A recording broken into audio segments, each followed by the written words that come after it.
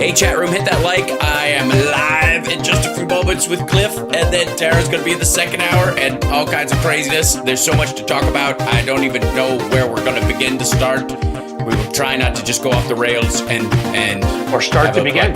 Yes, right, exactly. I don't know. Maybe it's all off the rails, anyways. We're off-roading today. Just call it that. We'll be up in just a minute. Do it, man. Have fun. I know, I insist. And share the show and hit that like, everybody, right out of the gate. Remember, hitting the like early lets everybody know we're here in the algorithm. It boosts us up and shows us in that what's live thing on whatever site you're watching. It always helps. So whatever site you're on, hit a like, except Facebook, in which case you must do an angry face emoji because Facebook rewards fear and anger. That's how the algorithm works. We'll be on in a minute.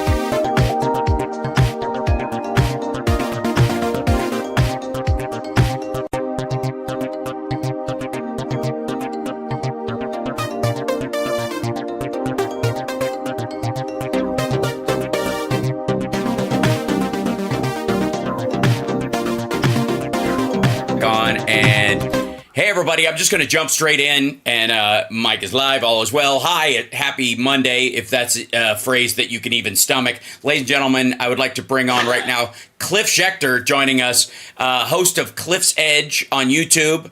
Like, subscribe, give a thumbs up, support the show, both here and there, always good. How are you? Fine, sir, for one. What did you say? Happy Monday? Yeah. Can I make a joke about having a case of the Mondays, or does that make me old these days? I don't know. No, it makes you Garfield. Film? Right. I just say, have kids seen that movie? Because our kids actually watched it with us and loved it. I'm talking about Office Space, and Ron Livingston is a national treasure and has the perfect sarcastic humor. Outside of Hal Sparks, Ron Livingston is up there, with the perfect sarcastic humor, and that movie is 90s culture. Yes, I would argue that what we often refer to as sarcasm is actually just verbal irony. I bet this has been a chip on my shoulder lately because you're right. Trump and Vance both excuse what they say as sarcasm, and I would like to clarify for everyone out there. What most people think of sarcasm is verbal irony, where you say something ironically positive or ironically negative about something is verbal irony. That is fine. Sarcasm is the simple finish. Sorry. The simple inverted gainsaying. Oh, that's real good when something is clearly not good. That's what sarcasm is, right? You're right, because I do the irony much more is a part. I mean, a part of like my whole thing, and I don't do this on purpose. It's just who I am. Is I always say something, and I'm sort of half serious and half ironic. You know what I mean? Like I'm sort of making a serious point, but I'm also being ironic at the same time. Like I just can't help it. It's just the way I do things. And so I don't know. This will sound obnoxious because maybe it sounds like I've got way too much self-love. But that's the humor I've always found funniest. You can't possibly have too much self-love. I'm telling you. Well, you can if you're JD Vance and there's a love seat nearby, but that's a different conversation. Especially a really seat. Sort of a very seductive divan, if you will. Mm-hmm. But sure. I'm referring more to when you make a comment. It happens so often with me, and particularly the worst is online, on Twitter, places like that, because people can't read facial expressions and everything. I get so many people not understanding that and I have to explain. I'm like, yes, I was being serious, but I was sort of saying it in like a ridiculous way. Okay, to me, so like that's part of comedy. Yeah, is a lost art. I was just saying, it's cornered by short a few form. Go ahead. It's in short form. It's very difficult because what you're talking about, and believe me, as a student of comedy and someone who adores it as an actual art form, what you're talking about is verbal irony mixed with dry humor, which often is a common. Dry humor is often a low boil verbal irony, or a snide comment made without inflection, so that it carries through and maybe take you a while to catch on to the fact the person's joking. The issue I have most of all with it is that in his comments about childless cat ladies, J.D. Vance, in defense of himself on Kristen Welker's interview, said he was just being sarcastic. Okay, first of all, fuck you, that's not sarcasm. That's a snide comment. He was not using verbal irony even in its cheapest form, which is sarcasm. Okay, he was just being insulting. He wasn't he didn't even add it was MAGA performance. The usual. It's perfect if our country is run by childless cat ladies, because they totally have investment in the future. That's how you would use sarcasm, the cheap version of verbal irony, to carry that phrase. He didn't. He just said it to be a fucking asshole. I'm sorry. You see, the single cat ladies are just doing an amazing job. Amazing. Right. There are ways to do it. The way he said that's it was sarcasm, for the record. That's what qualifies as sarcasm. Verbal irony would be a use of the idea is that think of not necessarily the news or the Monty Python, where you have a newscaster character come on in the middle of something and go, in a move towards a more centrist position, all reproductive decisions will be made by childless cat ladies. Film at 11, right? That's using irony and dry humor. I'm not even screwing around. I'm glad you're making the distinction, because the truth is I use both. I use the irony much more. And the low boil thing is perfect, because I sort of, you have to get the tone right when you say it. It's the reason why it's an art form. I brought up Ron Livingston, but Paul Rudd. There's a couple of these sort of actors. There often are people that are actors, not always, but they're not comedians first, who do often straight out comedy. There's exceptions to that, but they're comedic actors, and the ones who nail it.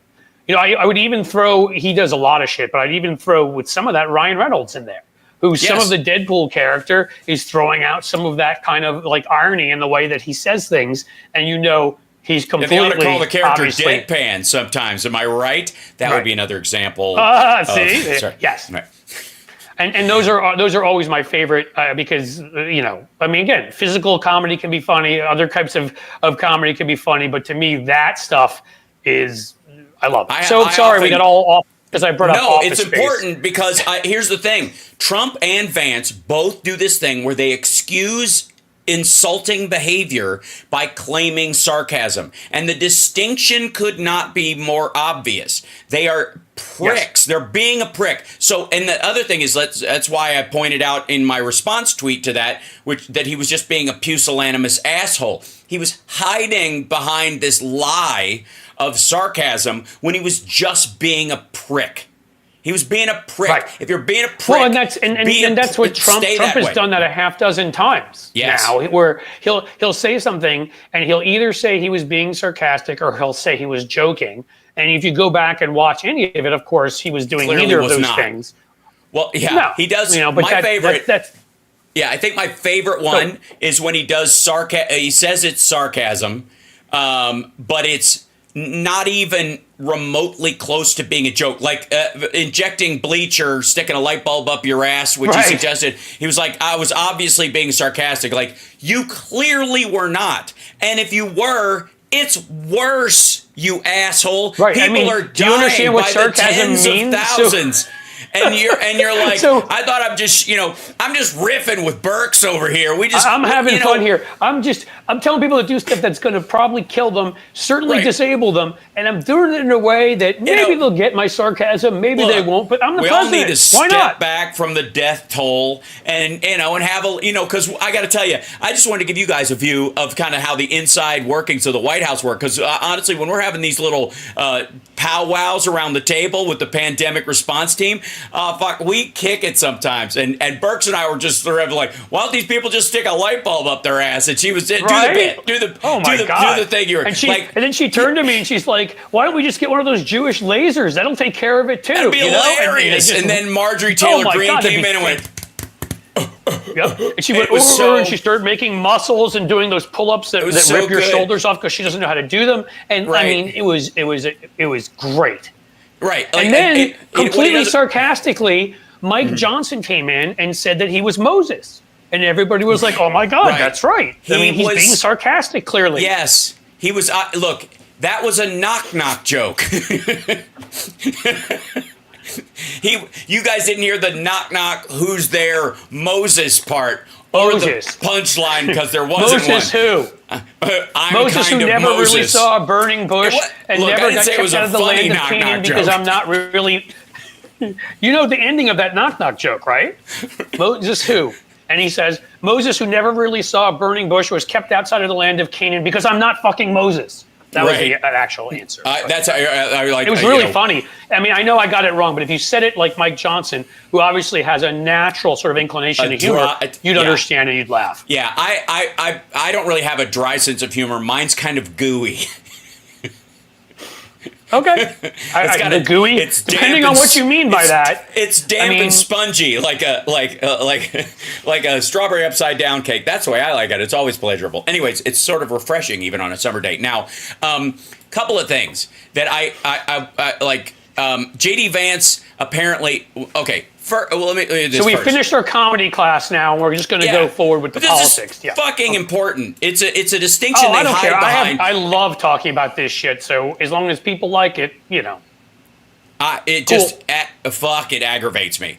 When they and again, don't hide your insults behind jokes, because even people who do roasts know the difference between an insulting statement made as a joke and just a fucking insult.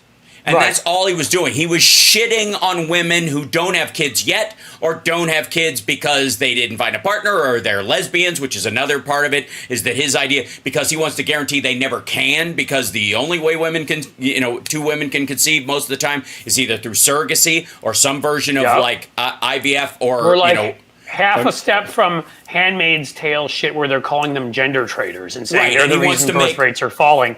He's right on the edge of taking that plunge where the Gilead folks went, which is, you're not enough of a baby factory, that you've failed us.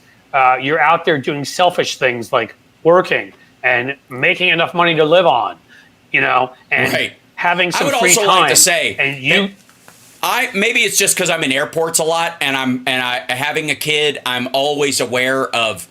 There was a guy on my flight who had just flown in and turned around and caught a flight back.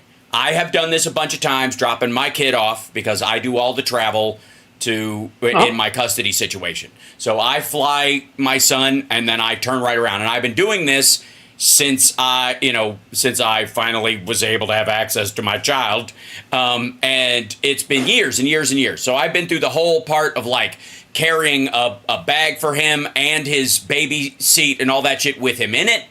And then with him not in it, getting back on the same fucking plane with most of the time the same crew. And there was a guy sitting in front of me in the row ahead of me, and the crew had just seen him do this. They clearly was like, and he does it on the regular, and the flight is so consistent that they're like, I know it's tough saying bye to Orlando. That apparently was his kid's name. Like, it literally, like, they know him so well, right? So maybe I have an eye for traveling parents, right, all the time. Right. I've always got an eye out for those folks. That said, with this whole, like, people aren't having enough babies, these motherfuckers apparently have not been in the Knoxville airport anytime recently, or in the fucking Chicago airport, or on a fucking airplane, or in a fucking mall where there are people again, by the way. With the kid kicking your seat behind you?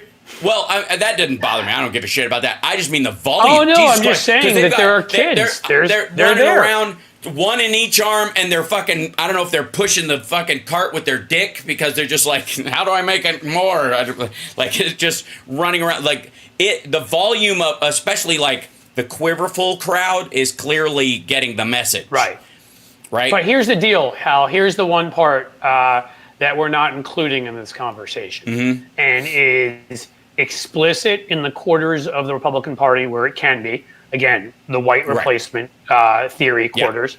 And in others, J.D. Vance tries to kind of hide from saying it, especially considering he produced non-white kids, which is hilarious considering he's a white nationalist. Right. I feel sorry for his kids, frankly, that dad is making it so their lives will be more difficult and they will be more shunned by society. If he successfully gets elected, his kids' lives will be remarkably worse. But not just for all the other reasons, but because he will make it acceptable to be, because again, the thing here is it's about white babies, okay? They did their studies and they determined we were becoming a majority-minority country, which we are. Look at how Nick Fuentes turned on him. Like, look at how a big section of MAGA turned on Trump. Correct. Because he brought on a dude with a wife who isn't white and kids who are mixed. Like, that was a no-go moment for them.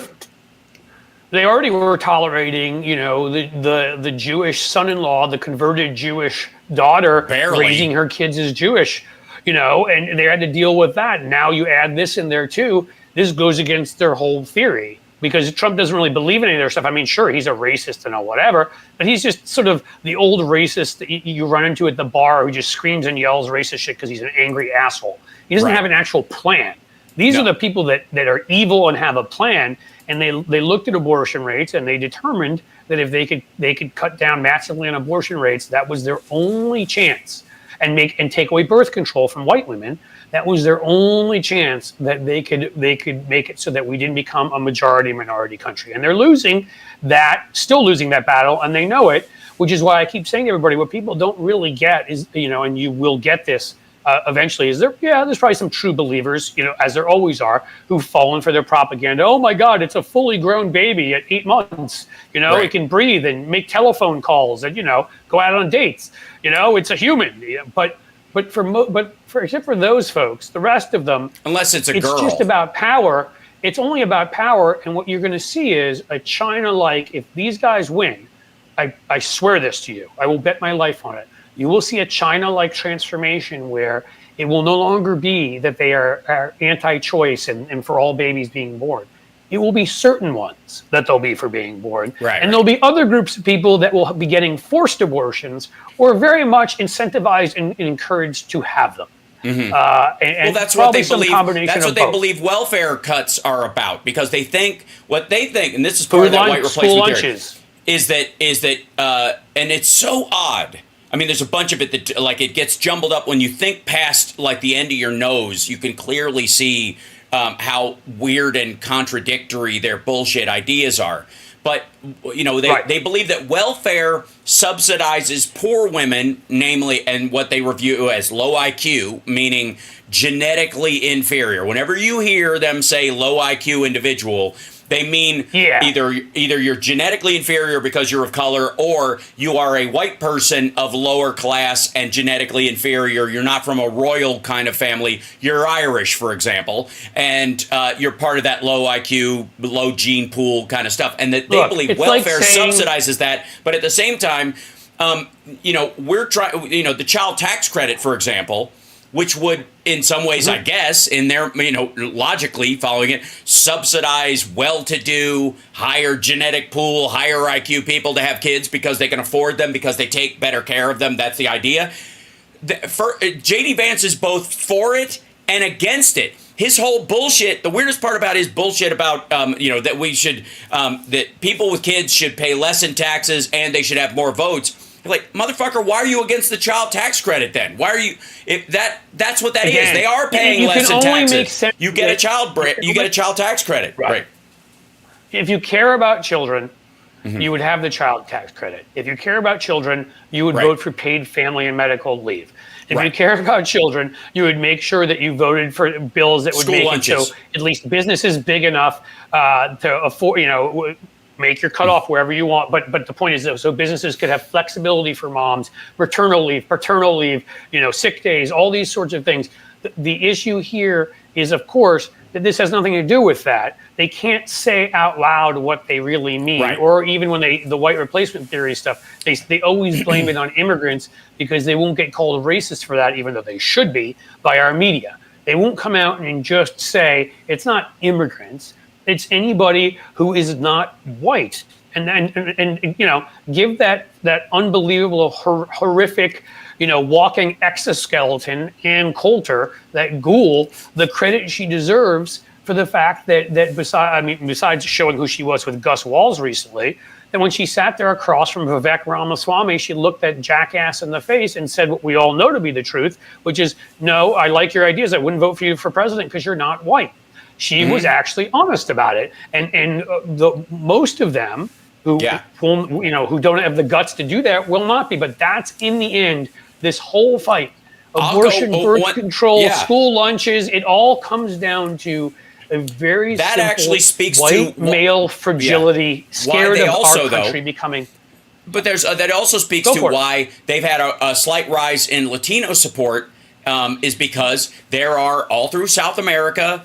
Like groups of Cuban Americans and certainly Spanish people who view themselves as white versus the other people, what is effectively the racial caste system in South America. The people who move the ones here that came from Europe who are still closer, who still have more of the European. I saw it when I went to Ecuador and spent some time there. And those people come here. Met some families that were to start business. They're Catholic Europeans as far as they're concerned. They consider themselves white, even if Trump wouldn't, even if his own people wouldn't, even if his own people look at their last name like Nunez or Cruz and speak and kind of wink and nod. Right. Wink and a nod, right? They still, that's what that whole, what non-white Latino means, because there's a big chunk that's white Latino. That's the idea, is that you're also Latino, but you're white. You consider yourself white. That is the chunk that Trump has gained with. Those are the people who, like also Rubio, the ones he can turn against and say, He also in the way that he can say, you came here legally and you worked hard, and they're just sneaking in and don't care, as if, again, as if they're not coming here, the people that are, which, by the way, you can afford to come here because you got money. You can afford to abscond from your native country and all that kind of stuff, and you can afford to move to America because it's an opportunity for you. Versus the people who have to basically crawl here, who come across the border, they view themselves as different from those people.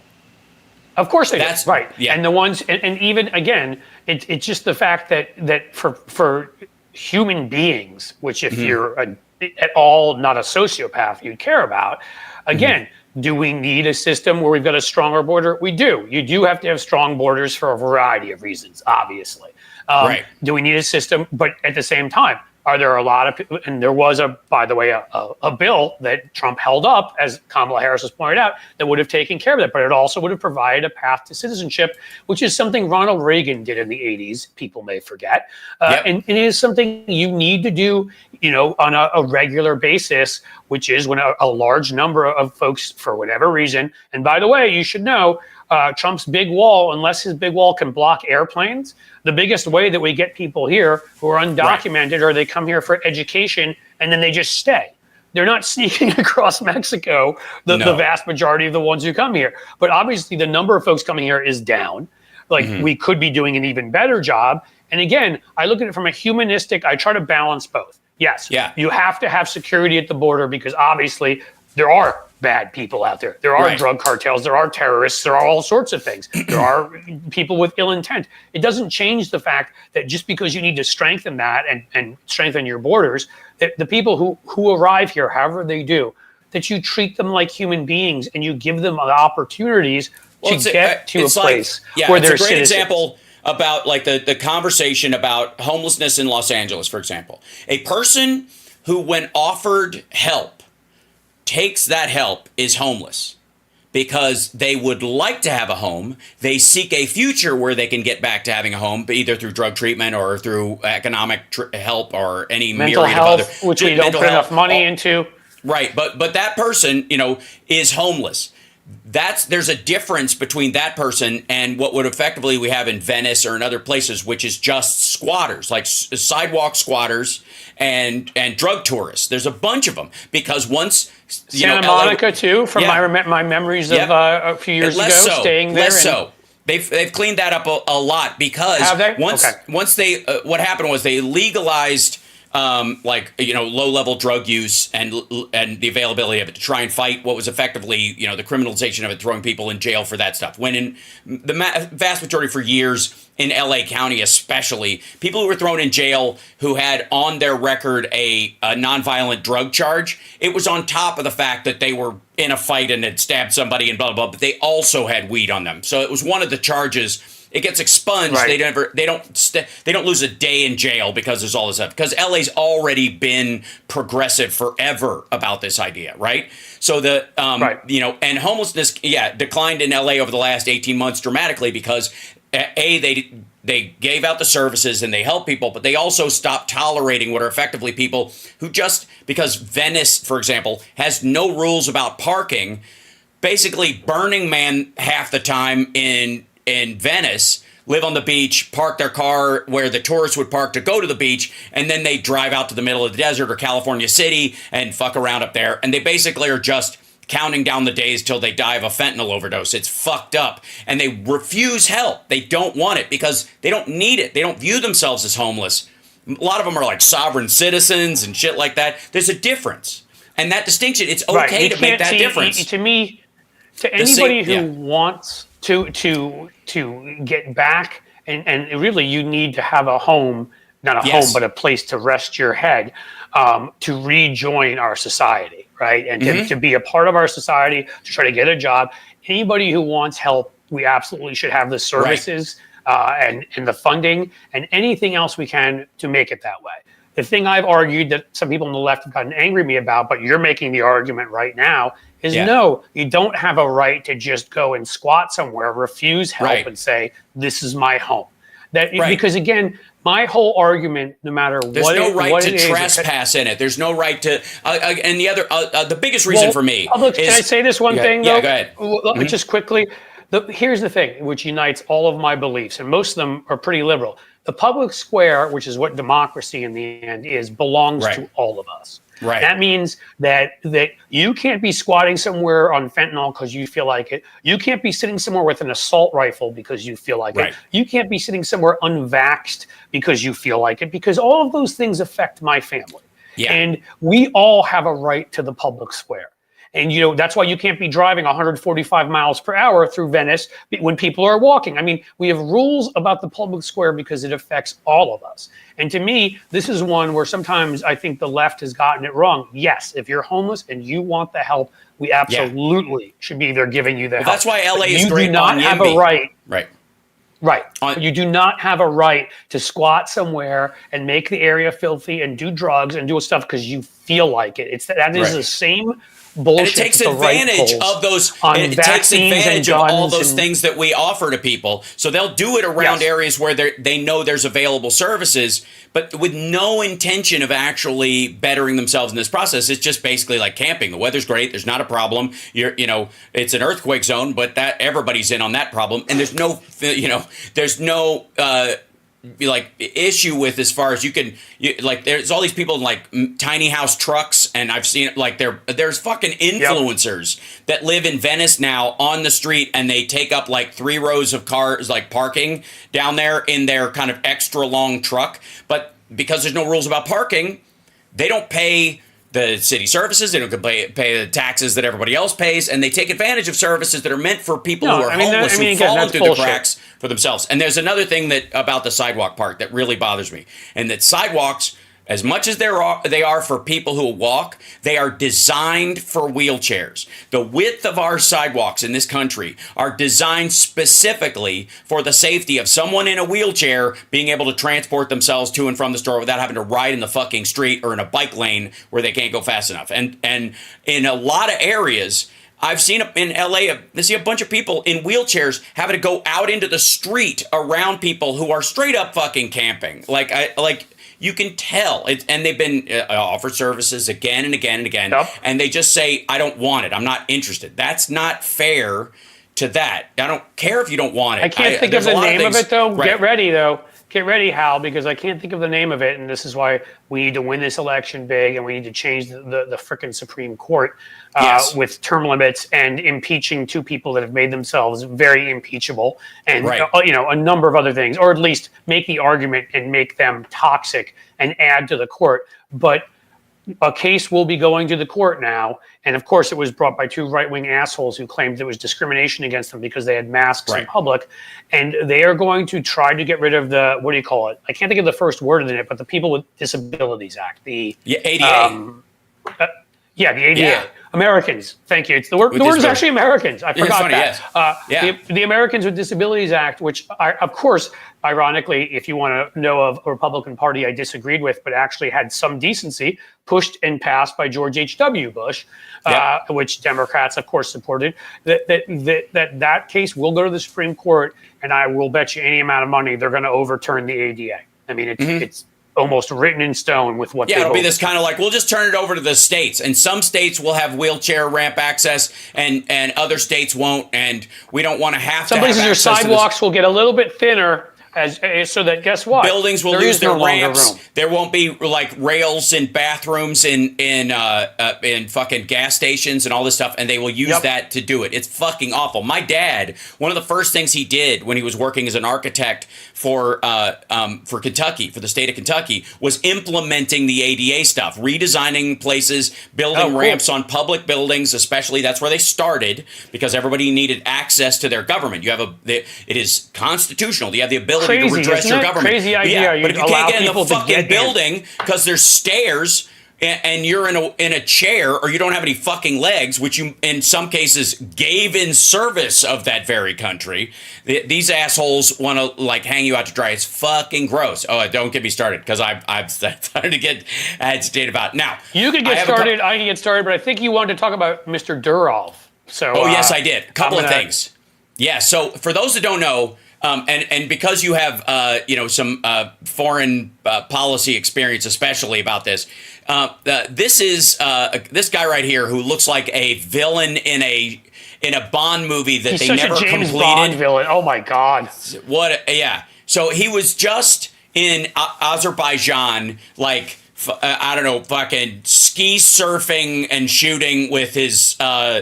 Like blonde Russian girlfriend, whatever, where they filmed themselves but never together. Like they're both influencers, but you can't take pictures of them together as a couple because it ruins both of their side hustle, whatever it is. He also sells his sperm. Can I give just a second of context into that? Mm-hmm. Because I did some work with an American Armenian group about, again, making sure no second genocide. And Azerbaijan attacked a completely independent ethnic enclave, Nagorno-Karabakh, of Armenians. Yep. And the day before they attacked, Aliyev, the vicious kleptocratic murderer who's just like Orban and Erdogan. You haven't heard as much about him because he hasn't done as much with us.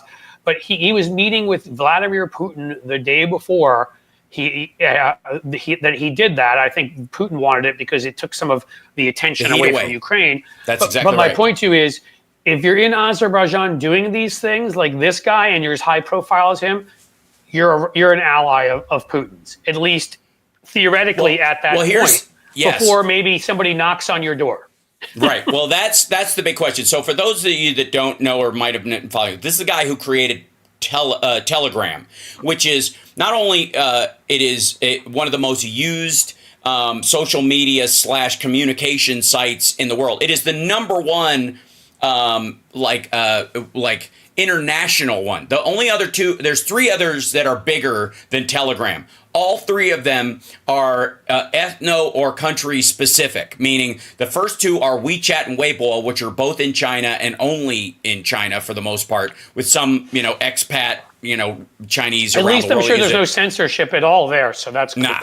And then the other one is an Indian site, which has 70 million users, and it is entirely in India. All of its users are in actual India. There's not even that kind of expat thing, which is another weird. Country with a very democratic leader who I'm sure allows all sorts of criticism to show up there. Yeah. And meanwhile, so Telegram is the number 1 international communication site there. Okay, so 2018, there's this story that the Russian authorities, after a terrorist act, want access to the private communications between the terrorists that they use Telegram to coordinate.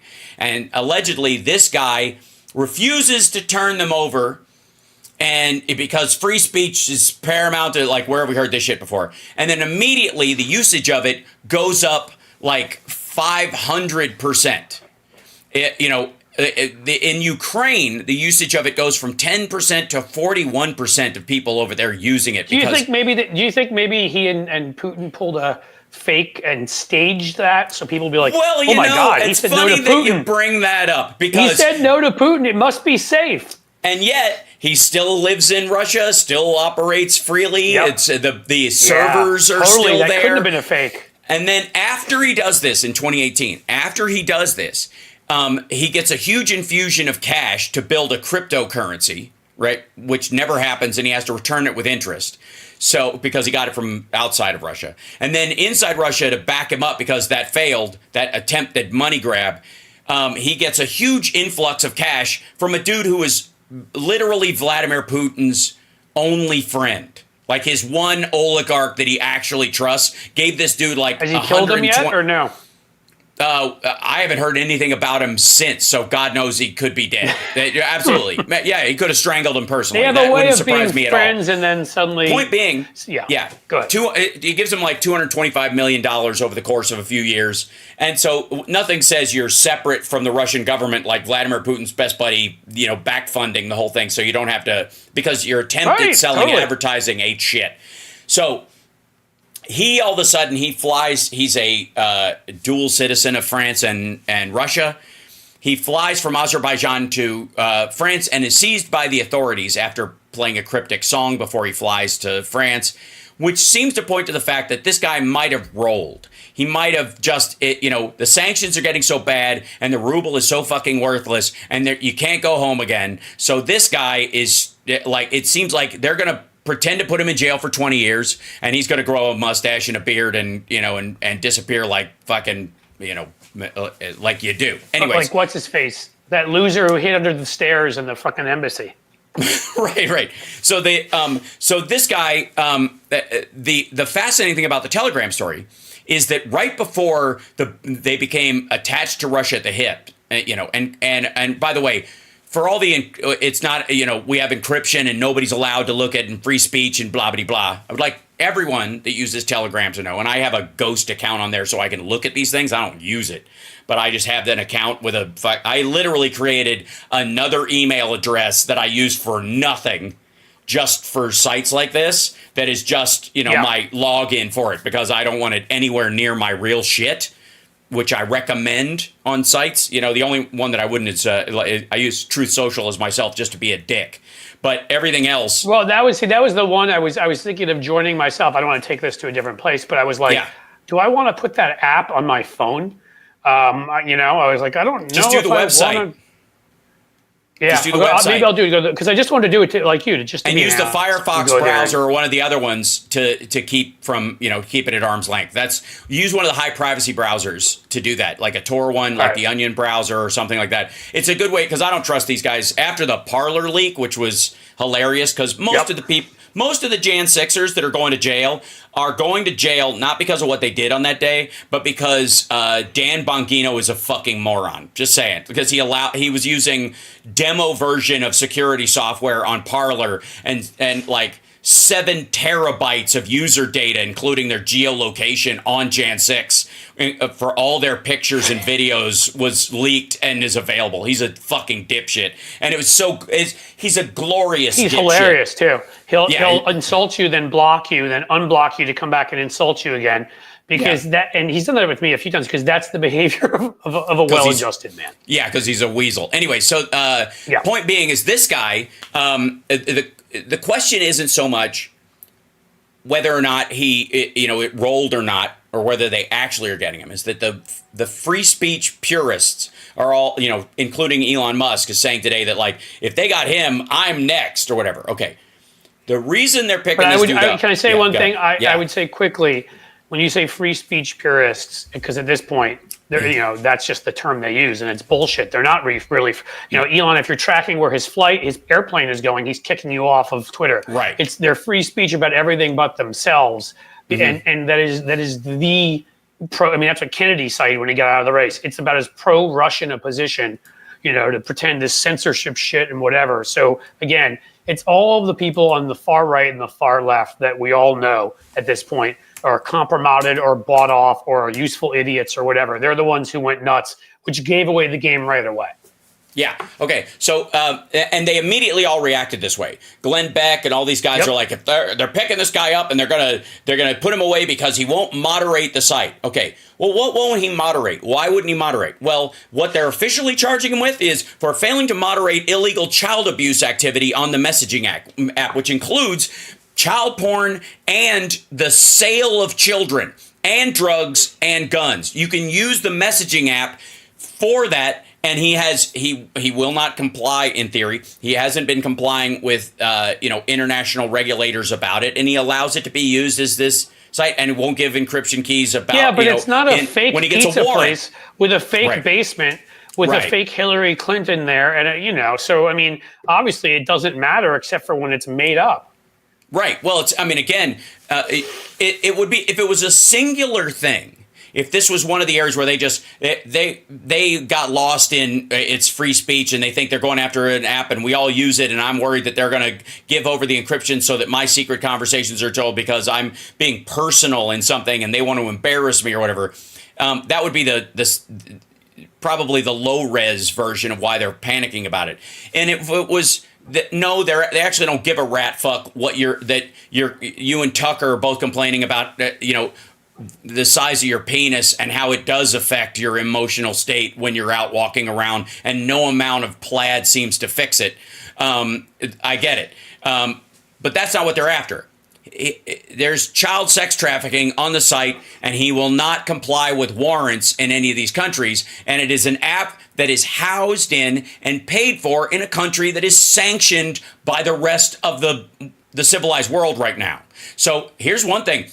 Move the servers to that fucking country if you want to operate in that country. Set up a server that's unique to the people in that country, and then you can abide by the rules in there. But you can't just pick the world's worst criminal enterprise posing as a country, house your server there, and in a country, by the way, that has no rights to free speech, that people get jailed all the fucking time just for holding up a sign saying, I don't like free war. Free speech lovers who love Putin. I mean, it's just like, shut the fuck up. Right. I mean, at that point, you're giving the game away. And in this case, what's great about this, there are a number of things, like they stopping child trafficking or a large amount of it that's going crazy. on. But apparently there's huge amount of Russian military and what do you call it, and spy communications that are on Telegram, which may have also various terrorist groups. Well, they think there's a lockbox on it, and they are the only ones that have a key. So not only can they use it for that kind of stuff, and nobody else can, because if anybody else tries to use it for spying, they can look. But also, they can look at their own spies and their own people to see if they're communicating in a way that looks like they're starting to stray or become a double agent or any of that shit. Right? So all right. So Telegram is based in Russia. Its servers are all in Russia. Anything you put on it or say in it is sat on a server in Russia. And they've already proven multiple times that at the server level, you can look at anything that's on it. So anybody walks into the actual server room and hooks up a laptop can look at anything that is on Rumble. Where the fuck do you think the servers are? They're attached to the Kremlin, the actual goddamn building. Are you and so why is Tucker Carlson panicking? That's why. Why is Elon Musk panicking? That's why. Because they were in the favor of the Kremlin. They thought they were protected, and now this guy might hand over the keys to their conversations. And that the conversations that these guys have had, add in fucking awful. Honestly, add in Donald Trump, add in a number of what happened when JD Vance came out and said he didn't give a crap about Ukraine, 2 years ago or whenever it was happening, and he wonder why that is. Did he have a conversation with somebody? Was that part of the trying out process to be VP eventually? I mean, again, I don't know, but it's pretty damn interesting. There are a whole lot of people that have completely abrogated U.S. national security, NATO cooperation, and have joined in with the League of Terrorist Leaders, the League of Autocrats, like Trump has. And my guess is there's some real fun and interesting communications between some of these folks on there. And people, we all know that we have everything but the receipt for how much they're being paid, or the picture of them doing something they don't want out there, or whatever the reasoning is that they have decided to throw in with Vladimir Putin and other autocrats. So I'm sure after he was grabbed, somebody ran downstairs really fucking quick at the Kremlin and started changing the passwords for him that he attaches to his phone, because the minute they grabbed him, they grabbed his electronic devices. And if there's a weasel password, and I guarantee there is one, to get into that server through his electronic devices, they have it now. So everybody's shit that they've been talking forever. I think it's 1, 2, 3, 4 was the password. It's password with the A is a 4 and the O is a 0, right? And it's very tricky. It's very tricky. Super smart. Then with a number sign on the beginning, to really throw you for a loop. Right. No, wait. What's the last? You never figure it out at that point. Yeah, no. It's a closed parentheses. It's literally the last on the keyboard on the numbers of those images on the farthest right. So you'll go through all of them to get there. Okay, open parentheses. Right. Aha, we're in. Right. In the world's stupidest cyberpunk movie from 1990. So one last thing before I know Tara's going to join us in a minute. I want to remind everybody, youtube.com/@Cliffs_Edge. It's right there on your page, so you can subscribe and that kind of stuff. And subscribe here and and super chats are always welcome. I didn't say anything at the top of the show because I'm busy being a. Come on, folks, give Hal some super chats. He's working hard here. I'm putting this shit together. Come on. It's Motang Monday. Let's do this. That said, and I will have a regular show this afternoon as well. And like I said, apparently Tara is going to tell us some of the tea from the DNC, which I'm very excited about. But either way, hit that like, share the show, all that kind of stuff, memberships, yada, yada. There's one thing that I'm slightly confused on, and I'm hoping you can help me out with as sort of as a fellow weird whisperer. So JD Vance, who is on the Doing Myself No Favors tour, I think is what it's called. Every day he gets closer to breaking records for literally the worst campaign tour I've ever seen. Every day. I don't know that he's had a positive moment that I can think of. Every day. I couldn't have dreamt it would be this bad. I knew it was going to be bad, and I couldn't have even dreamt it would be anything close to this. So One of the things that stuck out to me, beyond all of his like what we talked about at the beginning, and if you haven't seen the show, if you're coming in late, go watch the beginning when we were discussing the difference between verbal irony and sarcasm, and these guys' inability to parse out the fact that they're just being dicks, and that doesn't qualify. So explain this to me as somebody who's, you've been inside the beltway, outside the beltway, you've been in the buckle and the holes of the beltway. That's right. I straddle it, if you will, like J.D. Vance with a new armless sofa. Right, yeah. Like with a lazy boy while somebody just jams the lever on the side, man. So it's one of those vibrating ones that really right. You take it, you're like, like J.D. Vance, the only guy who you see at the airport laying face down in the massage chairs. Anyway, so give that guy. He's laying face down. He's got a fucking diet, like Mountain Dew next to his head, and he's just splashing it on himself, like make me all sticky. Anyways, we're gonna go into women such reproduce. Yeah, right. Okay. And then here he has a child that's half redneck, half sofa, and then he tries to bring it out, and he wonders why MAGA doesn't like him anymore. Right, it'll happen. So, human-animal hybrids. We never thought it would involve furniture. All right, so let's get to this. Nice Tara's coming in. Old impression. Yeah, thanks. I like it. I'll whip it out. I'm glad to do it. Now, this is the part I don't understand, and right before I bring on Tara, maybe you can explain this to me. So J.D. Vance's neighbors are mad because the Secret Service has closed down the park near his house. And they're all saying he should probably move and blah, blah, blah. Okay. So exactly where this is, to be clear with you, where I'm sitting right now is about 10 minutes away. Where I live is 5 minutes from where he is, and right next to where my kids went to school for a number of years. So I know exactly. I ran into him in a damn Penn Station here. So I know where he is. Well, you're in Ohio. I'm in Cincinnati, even more so. I mean, Cincinnati, right. I'm in the city. Yeah. So the Ohio. It's worse. It's different. This is in Alexandria, Virginia. This is the Judy Lowe neighborhood park. Now, that's okay. And so my whole thing is that the Secret Service is around his house in Alexandria, Virginia, and all this kind of stuff. And I'm like, and it occurred to me in the same confusion that you might have. Isn't he the senator from Ohio and not Virginia? And I understand he has multiple houses, and that's, and some people have residences as a senator, for example. But this seems to be his primary residence, is the point. Right. Well, and when you've been sort of Peter Thiel's bitch for a while and been willing to make lots of money that way, you have numerous places that you live. But I will tell you this. He was not. He hadn't lived in Ohio for years. It was no different than Josh Hawley, who lived in Virginia and moved back to Missouri for about a month before running for office.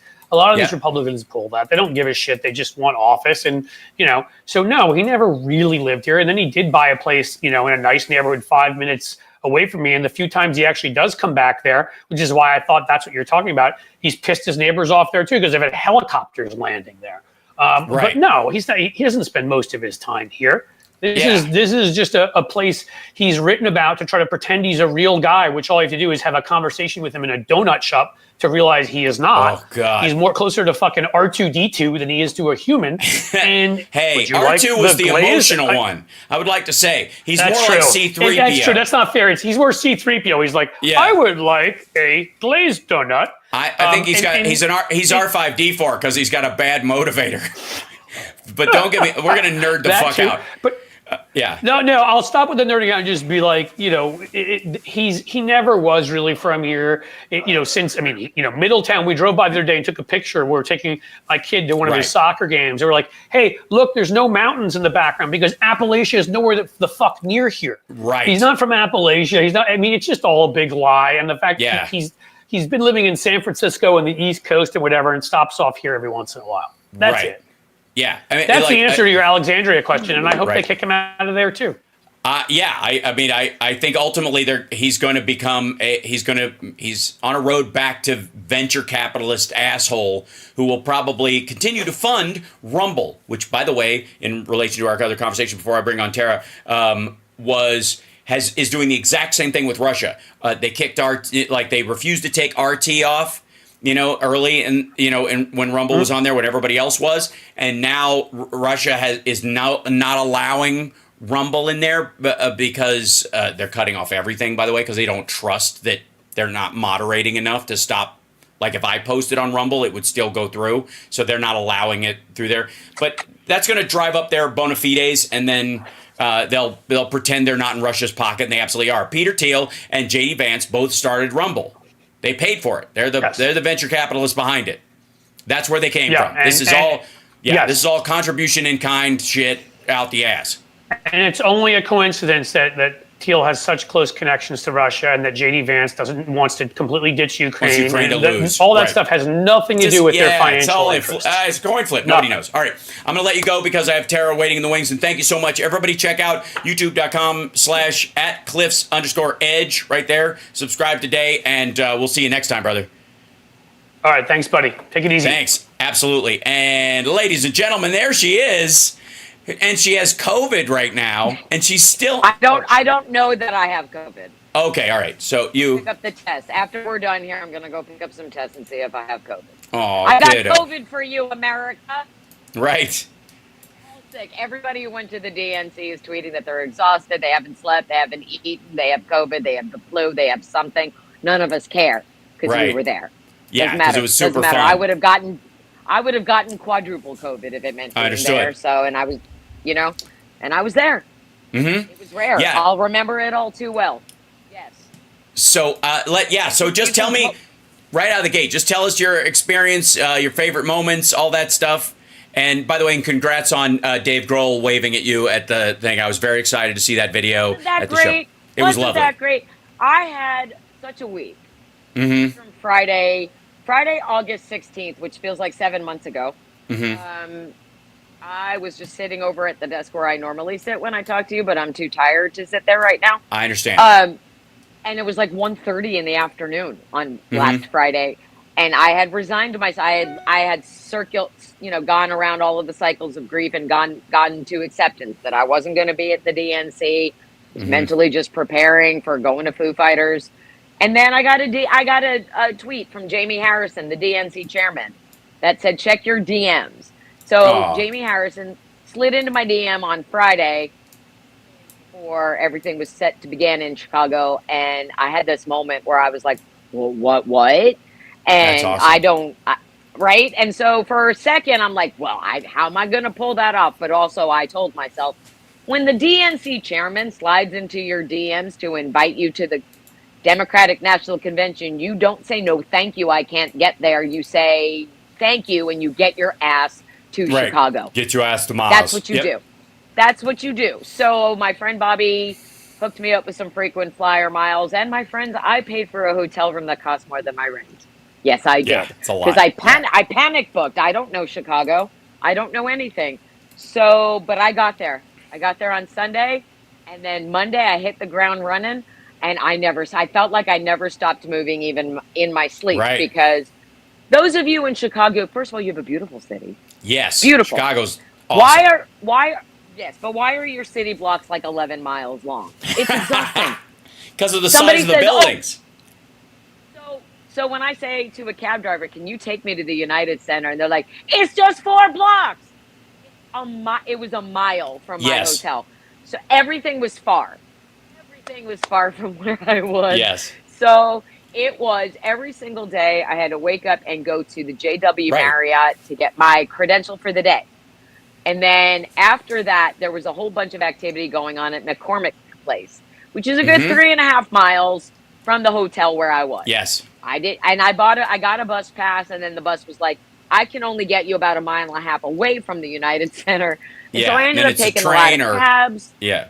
Then it was, I never got on the L. I either walked, took the bus, or paid a cab driver in cash so he would be off meter and make some money. So it was constantly moving. If you go to my Substack, I wrote a great big long thing with photos. If you want to pull that up while we're talking, we can do that. So you can be like, here's a picture of Tara with this famous person. Gotcha.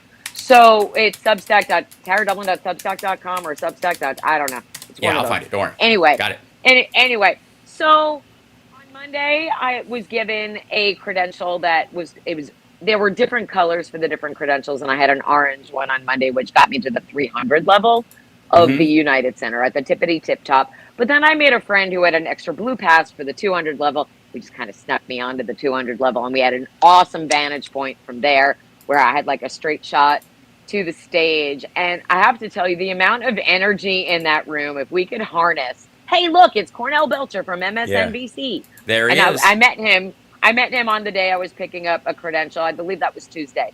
I picked that up on, that was Tuesday. And then, well, yeah, I met Cory Booker on Monday. Met him on a Monday and my heart stood still.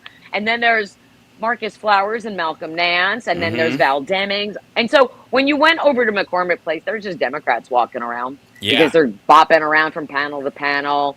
And then I got invited to the youth council panel and Coach Tim showed up. I think that was Tuesday also. Coach Tim was in there and he did the whole mind your own damn business thing. And he was great. I didn't get to actually meet Coach Tim, but I was feet away from him. And that was incredible. And it's just like, they're just walking around just like regulars. Do you all know Noah? Yeah. You need to know Noah if you don't know Noah, because Noah be knowing everybody. That child is going to be the youngest president we've ever had. Right. So I met up with Noah. We were already in a private room together, and then we met up there, and that child knows everybody.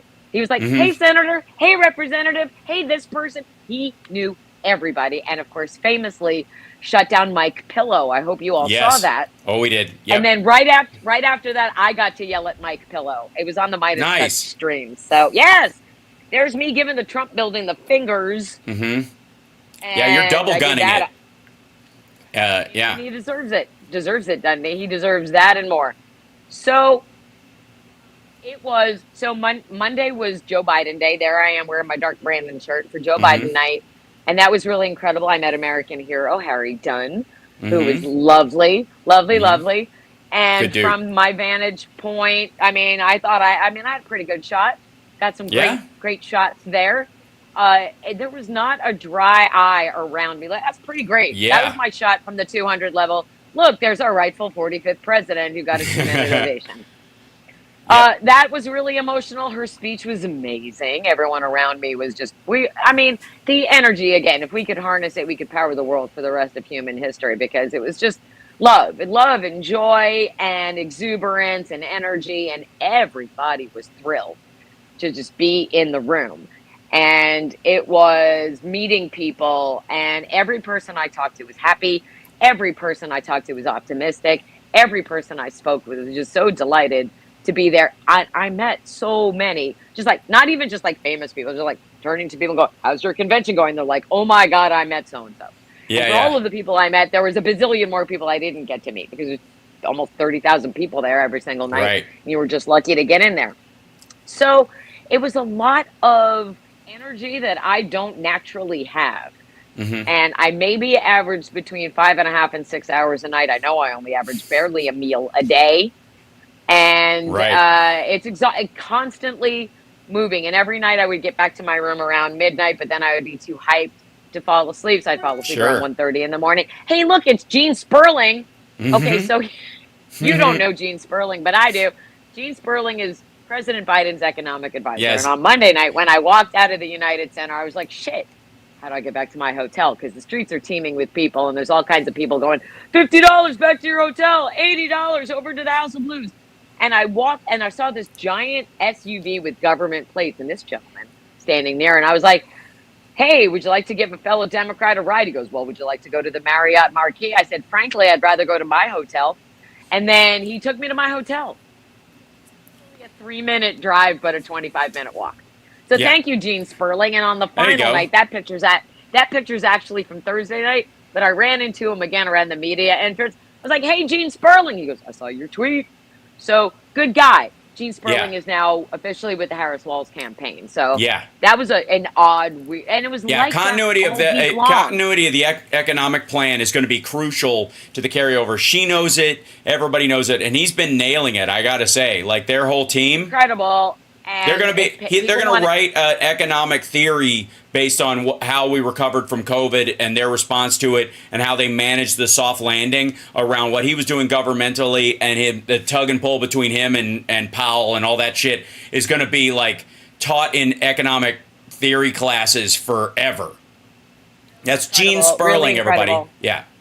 It's his Twitter is at Gene Gene Sperling 46. Look, there's all the swag I collected throughout the week. I really want one of the "We Love Joe" signs. I got to figure out a way to get one of those from.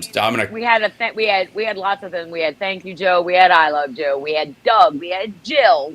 By the way, we need to make Dougie Fresh. That's one of his nicknames. Sure. But hashtag first gentlemensch. I love that. Yeah, that's good. That's going to stick. We got to make that stick. I found out Dougie Fresh grew up in the town next to mine in New Jersey. We probably went to the same temple, but I don't know that for a fact. So I would like to have that clarified. He grew up in Matawan. I grew up in Hazlitt. That's the only hot dog I ate in Chicago. That was my one meal that day. That's a good one. It was in the United Center. That was. I appreciate you got spicy mustard on it, but you got to get it Chicago style because it's basically a salad on top of it. There's so much. Well, yeah, no, I don't want any of that shit on my hot dog. I only want the golden spicy brown, and that was the one. That was the only meal I ate that day.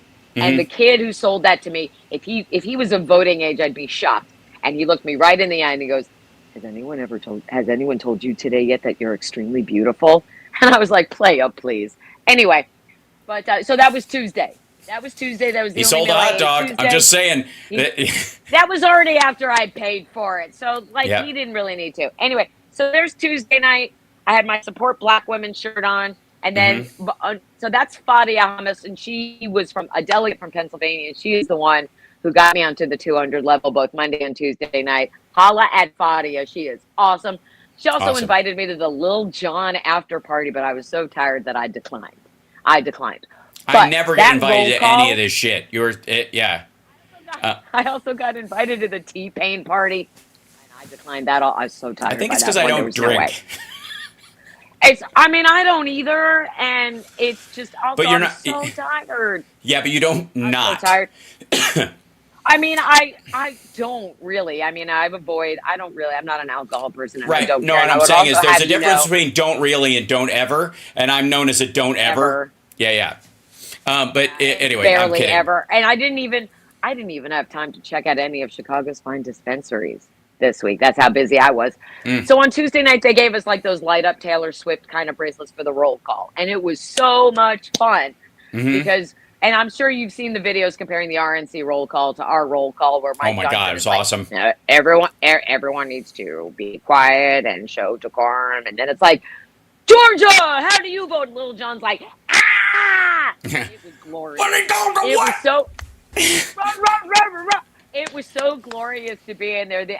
People saw Little John and fucking lost their minds. We were not also expecting Patti LaBelle on Monday. That was energy. All of those little surprises that we got all week long was super fun. Like when Kamala popped up on Monday night, we were not expecting her then. There's a lot of fun surprises that happened throughout the week as well. So people in the chat are going, yeah. Don't do that. You have COVID. Yeah. Do the kids still say crunk?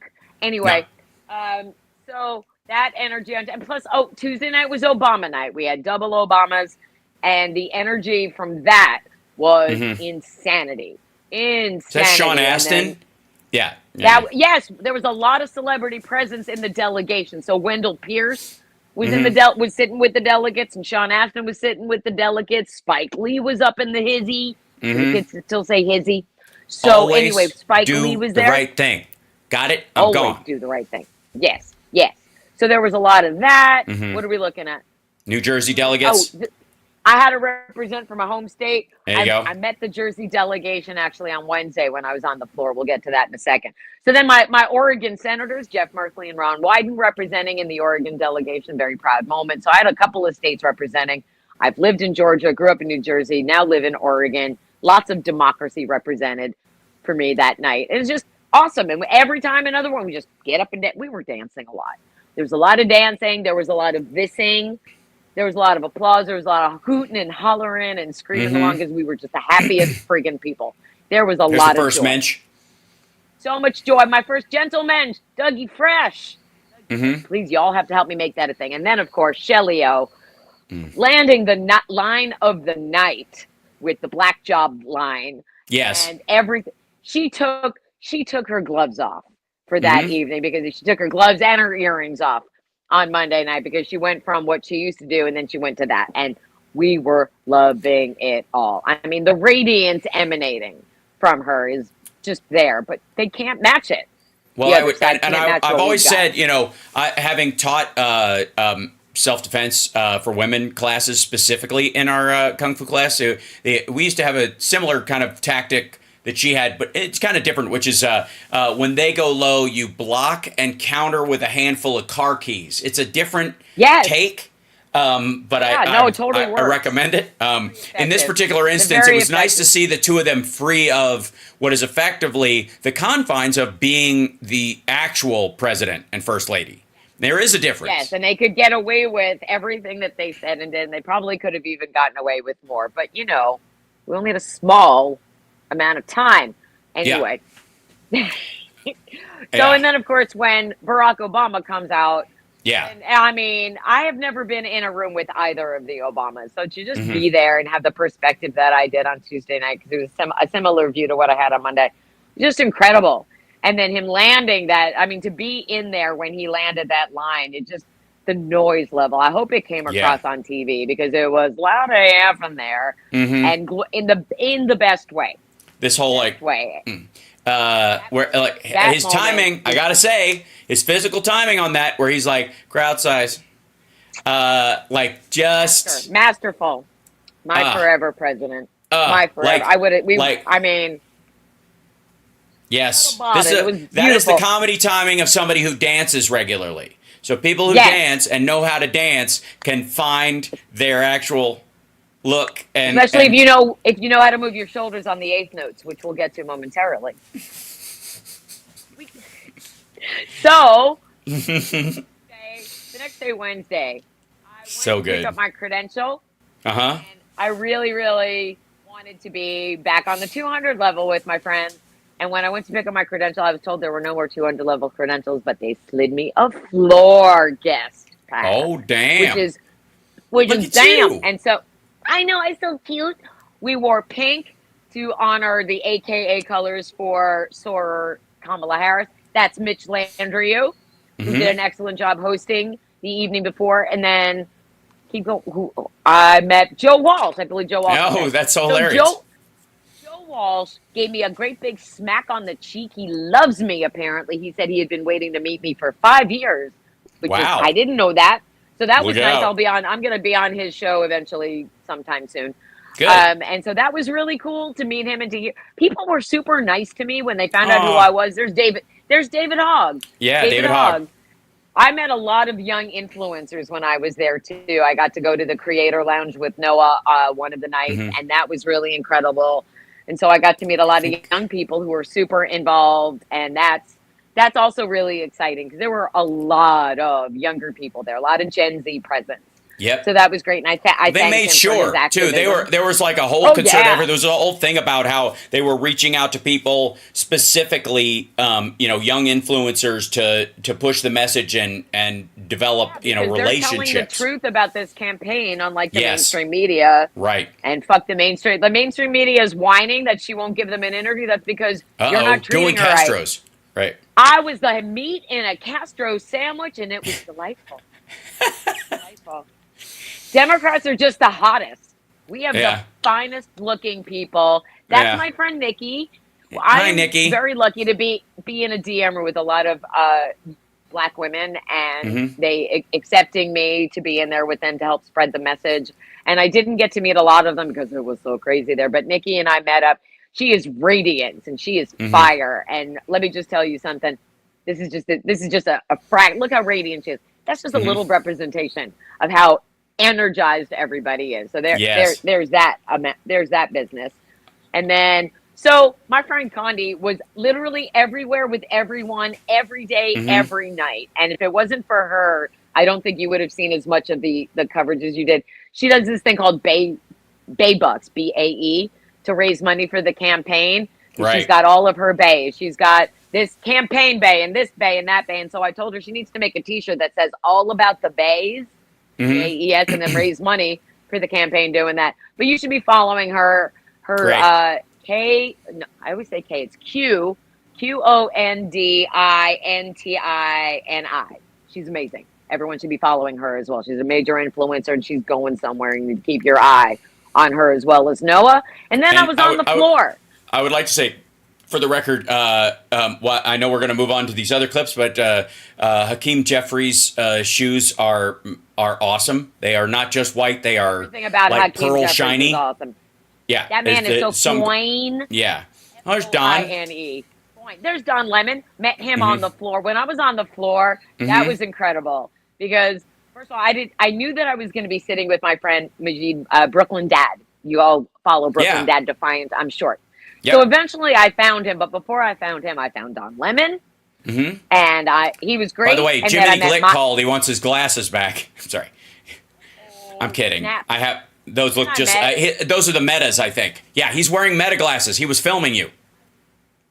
See the little look Fine. right, I'm right on up the Don here? Lemon show. That little dot right there, and you can see meta written on the Ray-Ban on this side of it. Those are I know because I wear those same glasses when I do Nerd Halen. Well, I hope I was on his show then. I was on the Midas live stream. Don, there's Maya Wiley. Yeah, love Maya Wiley. Oh my God, I was so excited to meet her. But then it just kept going because on the floor you had MSNBC had presence on the floor. Look who I met. Gosh. That's just Letitia James. Yeah. Letitia James waiting to be interviewed by Joyanne Reed, who was talking to Elizabeth Warren at that moment. And so I said to Letitia James, "You're my idol," and she made a face like, "Please." And I was like, No. I've been blocked by Trump since 2015. And she pointed at me like, she was like, "You're a real one." So that was cool. Meeting Letitia James. And then I got on MSNBC. Look, there I am. It's Joy and Elizabeth and me. Yep. And then I finally found my seat with my fam. And that, I have to tell you, the perspective from where we were sitting was really, really incredible. Yeah, I guess so. Look at that view. That's pretty great. We were right behind the barrier because the California delegates got to sit in the front, obviously, because Kamala's from California. So they got the priority seating, but we were in the section right behind that.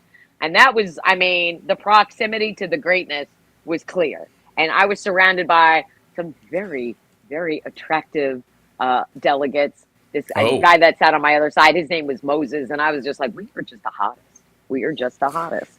So we are. There's and not then, and then there was Peter Ducey. Ducey from Fox News walked by. So I went, "Hey, Ducey." And giving him the side eye in that photo. That should have cut that conch in half. Right there. Yeah. And then this guy, it's funny. I think the biggest element of this is the tech guy who's trying to look past him because he's actually doing his goddamn job. This camera guy, he's like trying to look around. He's trying to film him, and you could tell he's like, "Can you fucking move and be anywhere near us?" Yeah, please. Just trying to obstruct like an asshole. Thank you, Kathy, for the super chat. By the way, appreciate it. And then John Legend. Yes, John Legend. Mm-hmm. I am a huge Prince fan, as most normal human beings are, and Prince was the best concert I've ever seen in my life. 1988 Love Sexy Tour, front row, with Sheila E. So it's a Prince tribute. John Legend, Sheila E., Ari O'Neil fucking killing it. Who did they show dancing on CNN? This white lady. Yep. Several times. Yeah. That CNN cameraman was a little sweet on me because he came back when I was holding up my Tim Walz sign too. Yeah. But it was great. It was great. It sounded awesome. And I was shaking my shoulders on the eighth notes because I know what's up. I know. Thank you for noticing. Thank you for noticing. So that's what I wrote in case you can't read it on there. It says, for the record, before they showed the stage, I could tell what song they were dancing to by the fact that Tara Dublin Rocks was nailing the eighth notes with her shoulders. Yeah.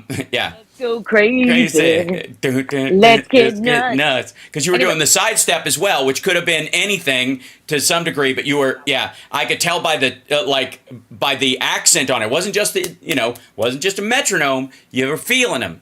Feel it. I'm just saying. I will say, as an enormous Prince fan, of course, that was a great song to choose. However, there are a couple of lyrics in it that are hilariously wonderful, and it isn't the picked up the phone, dropped it on the floor, was all I heard. Okay, that obviously is what people would mostly focus on. Throw us in the truck. No, slip on the purple banana until they throw us in the truck. The purple banana being, I don't know what that's a reference to, but basically, fuck until they throw us in the truck. I don't know. It's because Democrats have sex. Yeah, right, we do, and we're okay with it. Right. And then when Democrats have sex, it's good sex. It's not felonious. It's not felonious most of the time. Yeah, it's not based on a grudge.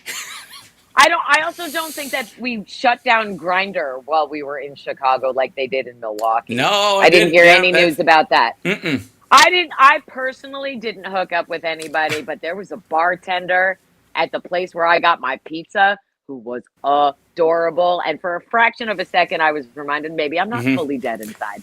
Anyway, I got the deep dish. Sorry. Mm-hmm. Yeah. So, and then, hey, look at that. Who's that guy? He killed it. I got to say, one of the highlights for me. I think he's the Secretary of State. I do too. I think everybody does. I think everybody's pretty much for that. I tried very, very hard to meet him, and I kept missing him. Every time I ran into Noah, he's like, Miss Tara, you just met Pete. So that was frustrating. I really did want to meet him, but maybe at the inauguration. I don't know. We'll see. I got to say, I loved Hakeem Jeffries, but you could tell he was like, he picked up Obama's finger tap. That was his thing. Like, you could tell he was like, which is totally what like early Obama did at the speech. So everybody's, the big thing was who's going to be the speech that is catapulted into the next one besides, and everybody was basically like, I don't know, Michelle Obama was amazing, but it's not going to be. But Pete Buttigieg, I think for many was that person. I also think the governor of Maryland was amazing. Wes Moore, yes. Wes was great. His was terrific. I loved his speech, and I love him in interviews as well. But I felt like if you're talking about somebody who's actually is on a trajectory that you can kind of like look out 8 years and see something really happening because of their speech, not just because of their speech, but you could tell it was Pete Buttigieg. Amazing. Yeah. And then there was that guy. Who? And people were so stoked. They were. I mean, even if his voice was a little hoarse, he still delivered a really good speech. He still got it. Right? He can still command an audience. He can still deliver a message. And he was amazing. And it's he rewrote and memorized his speech. Basically had notes in front of him, but he rewrote it and just bullet pointed and nailed it. Like he didn't have it. He had no teleprompter because So his speech was like on a screen over my shoulder, and I'm like, that's not what. Okay. So then that's how we knew he was improvising. And that's just what he does. Then there was this young lady. Oprah. Yep. I mean, we had heard the rumor that she was going to show up, but we didn't know for a fact. And then it was, you get joy, and you get joy. We all get joy. Yeah, right. Kamala Harris. Right. It was vintage Oprah. There were people who weren't happy that she was there because of some past issues. But when you were there for the right reason... You mean her sicking Dr. Phil on all of us because... because of Dr. Phil and Dr. Oz. Now, I would say that when she... I'm a terrible judge of character! Right. I have issues with white men. Right. It's not 100% her fault that those two men are terrible. Well, Oz is not a white man. It's not her fault entirely that they're terrible. And then it's not entirely her fault. I'm sure she didn't know how terrible they were when she gave a great speech. She was there for the right reason. And here's you're on my our favorite team. I'm happy to have you. My favorite fact about Oprah and Chicago specifically. And by the way, I know Tara's audio drops out. That is a factor of her being on her phone when she does it and it being a little further away from her. And so sometimes in an attempt to mitigate the sound around you, if you don't have your phone on voice isolate, it will waver in and out. So that's what that is. I don't know how to do that. I'm sorry, I'm very tired. I will show you at some point. Not at all. So that said, okay. My favorite thing about Oprah is that she is the reason Donald Trump lied about the size of his apartment at Trump Tower.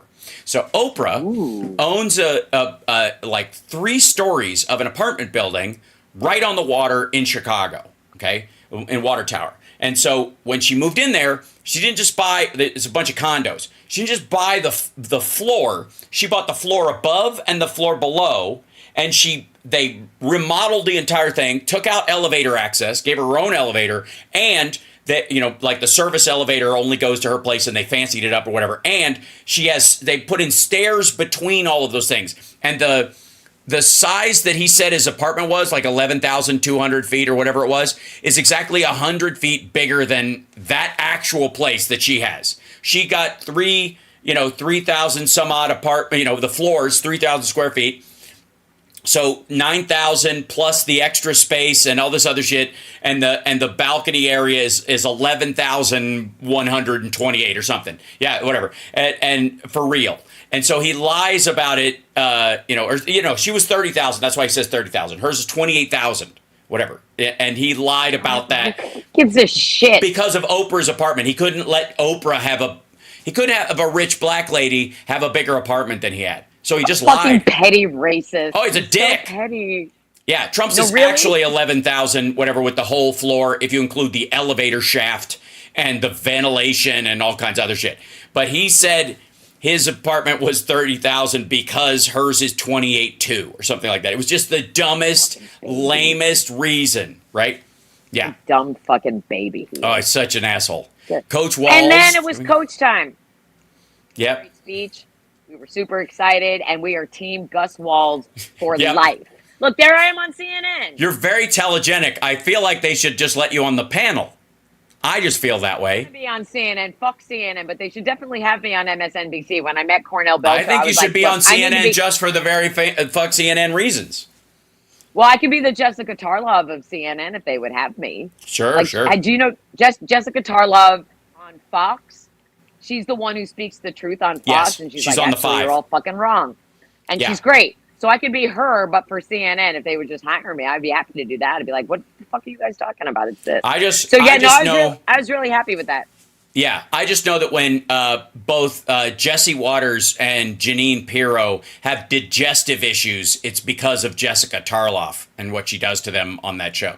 So then what happens to the average Fox viewer head when Jessica Tarloff negates every lie and tells them the truth, and they're like, I don't know what to believe now.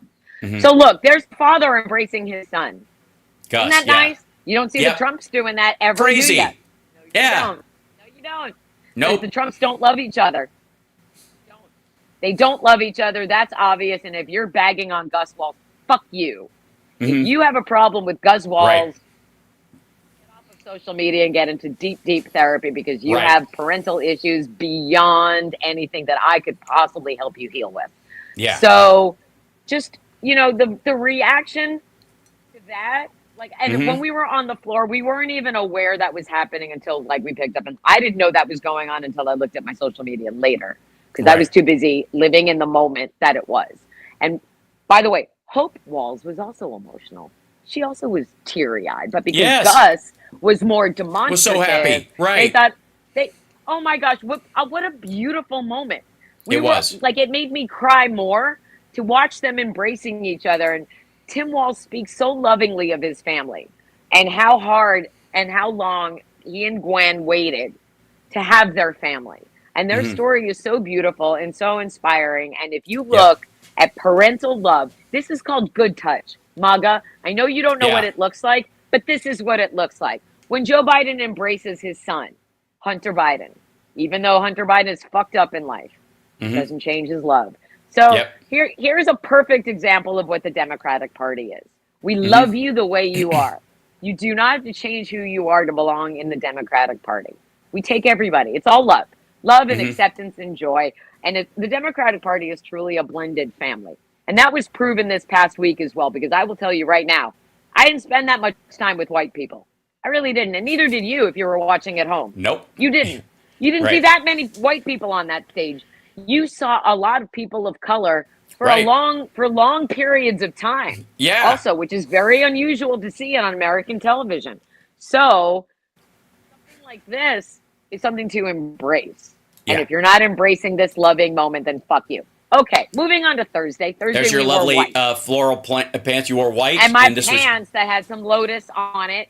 So Thursday was unlike any of the other nights in that, we'll get to that. So Noah took me into the media room where everybody was. And this night I had my OG original. No, they gave me a blue pass. They gave me a blue pass for the 200 level. So is what I had. So Noah tried, wait, if you can go back up for 1 second. Yes. Noah tried to get a real answer out of Dr. Cornel West. Guess how well that went? It didn't, because Noah asked Cornel West, why are you trying to take votes away from Kamala Harris? And Cornel West answered with an answer about Gaza, which wasn't the question that Noah asked him. So, and also Cornel West hasn't made it onto the ballot in several states, including Pennsylvania. So I'm not particularly worried about Cornel West. But Noah asked me what to do. When you ask somebody a question and they don't answer it, I say you listen to their answer that they give you and say, okay, great. That's not the question I asked you, though. What I asked you was, and then you reiterate the question. If they don't answer it a second time, you're like, okay, great. Still not the question I asked you, and you give them a third chance. And then after the third time, if they still haven't answered you, you say thank you and you walk away. It's the rule of three. So Cornel West is not apt to answer those questions. Anyone who might be interested. Anyone who might be interested, you're never going to get a Cornel West is one of the reasons why I don't why Rick Overton doesn't talk to me anymore. And I love Rick. Too bad. That's why he blocked me too, I'm sure. Yeah. And Rick, too bad, Rick. So sad. Yeah, it's such an odd fucking thing. But like I have a real problem with people who weaponize empathy for their own gain, pretending, especially when there's somebody doing the work of actually fixing some issue, and somebody to the right or to the left of them, uses the perfect as the enemy of the good to shower themselves in virtue while shitting on the person with the shovel in their hand. And that's, I don't know how Cornel West became that person. I think it's sad. But that's exactly who the fuck he is. And it's exactly who he's fucking been for the last, since he started saying brother Trump. No, for fuck's sake. I mean, it's just so disappointing. It's so disappointing. And he was trying to give Noah life advice to a young brother, and Noah was not having it. So there's Jill Weinbank. Yeah, we saw Jill. She was at the Sexy Liberal too. Yeah. I was super excited. There's Harry Sisson, another young influencer I was really excited to meet. And then I also met another major influencer, Tizzy Edge. I met him, which was great. It's just, you see these people and you're like, hey, you're there in real life. Wow, that's great. And they were also excited to meet me too, because they knew who I was. It was interesting to find out like who knew who was, and we were all there for the same reasons. And every photo, you're just like, yes, yes, yes. No one said, no, you can't take a picture with me. Look, it's Kellyanne #face Conway. Oh, yeah. And her daughter, Claudia. I did not bother to try to talk to either of them. Bye. Just walking past. Just walking past. Look, there's my Senator Ron Wyden, who I also saw at the airport. Saw him at the airport on Friday also. I did see Molly Jong pass, but I didn't get a picture with her. There's the Rev. Saw the Rev, who was always surrounded. And then it's Governor. Good hair. Governor Studley Newsom, who I didn't get to meet. Unfortunately, because he walked into the media space and was immediately whisked away to do an interview. I had his cell phone number. And then, oh, really? Can you text him and say, Tara loves you? Yes, I will. Oh, my God. I don't ever use it since he became governor. Disappointed that he didn't speak, because he's such a great public speaker and a great advocate for the Harris campaign. I was really surprised he wasn't given a speaking slot, but at least he was there. Well, also, he's smart enough to know, and this is why he didn't jockey for her position or jockey for the VP spot at all, is he's got a runway out ahead of him, and he knows it, and everybody around him knows it. When everybody else is already saying that guy's going to be president one day, you can say it less. You don't have to prove yourself. Now you go, oh, they're already saying it, which means I've got the image thing locked down. Let me go start building on policies so I have something to run on, because if they like the charisma, they like my message, they like who I am as a person, let me give them something else. They like the hair. Yes, let me give them something else that they can support as well when the time comes. So that's what he's been doing, and he's done a great job. I mean, dude manages the sixth. It depends on which week you're talking about. The sixth largest economy on Earth. You know, and governor of California is no small feat in and of itself. And the fact that he's so like sleeves rolled up about it is fucking great. So he doesn't have to give a speech. Yeah. I think is what they're thinking. For women in particular, the way he's always advocated for women, it's just by amazing. And so, he's serious about it. That's why he got rid of Kimberly. Oh, how far she has fallen. Pop. Yeah. Oh God. I mean, I gotta say, I would like to say about Kimberly Guilfoyle, she got rid of Kimberly because I don't know who the fuck is walking. It's like she looks like Vincent D'Onofrio in Men in Black walking around in Kimberly Guilfoyle's skin from 2002. A little bit of Leona Helmsley. They're all freaking out. It's beautiful. Yeah. There's Cecile Richards. Yep. Cecile Richards, who we all should send some warm healing vibes to. She is living with brain cancer, but doing very well. She's doing very, very well. I met her last year when I was on the Just Majority bus tour when I was covering that. And just lifelong shero. Just amazing. And there's our buddy Brian. There's our buddy Brian Karam. Brian Karam. I made his life better because I gave him gum. He was like, "Oh my God, I need gum so bad." Just little things. Just little things. I love Brian. We're both from Kentucky originally. He's great. Yeah, he's great. We're both, I love him. And after all this crazy Trump shit is in the rearview mirror, we want to do just a like Kentucky Boys That Got Out podcast. But I love Brian. I'm so glad to have become friends with him over the last couple of years specifically. But he is, for those of you who don't know, if you ever see an interview while Trump was in the White House that wasn't with a woman that irritated him, because he got irritated at any woman who dared ask him a question. If there was a man who asked Trump a question that made him irritated and upset, it was Brian. Great guy. Great guy. And then this is Kenny. He is on Twitter. It's number two. Too raw, number two real. Yeah. And girl, Kenny is the realest, rawest motherfucker, and you need to be following him because sweet. And he tweeted, he's like, if you haven't heard from me for the last 3 days, it's because I'm sick. We're all just down because we haven't slept. But he and his adorable boyfriend okay, so here's what happened. Let's hold here for one moment. Okay. So Thursday night, I had my blue credential, which should have entitled me to a seat on the 200 level. However, they oversold Thursday night. They gave out way too many credentials to more people than there were seats, which I was not aware of until I tried to find a seat. A problem you don't have at a Trump rally or a Trump at the RNC. Truly. They didn't have that problem at the RNC at all. No, I probably could have gotten a front row seat at the RNC with no credentials. I could have gotten one, and they fucking hate me. Like both of us. We could have gone as a pair. I could have worn a T-shirt with my Trump block on it and still have gotten better access on the nominating night. So this was Kamala's nominating night. Everybody in Chicago wanted to be there. So there was a point where the fire marshal had to shut down the venue and couldn't let any more people in unless they were floor delegates. So like Malcolm Nance couldn't get in on Thursday night with a press pass he got from Nancy Pelosi. That's how bad it was. Holy shit. And the only reason I had even gotten in the building was because I was smart enough to show up at 3:30 when gaveling in was at 6. So, and I just walked around the first level thinking I'm good. I got my seat. And so I went all over, and every section they had the curtains closed, like we're full. And I after a while, everyone was just starting to get a little pissed. Right. Not panic, but they were mad because they're like, what the fuck do I have this credential for if I can't even go sit down? And you're like, grateful to be here. I'm grateful to be here. I'm grateful to be here.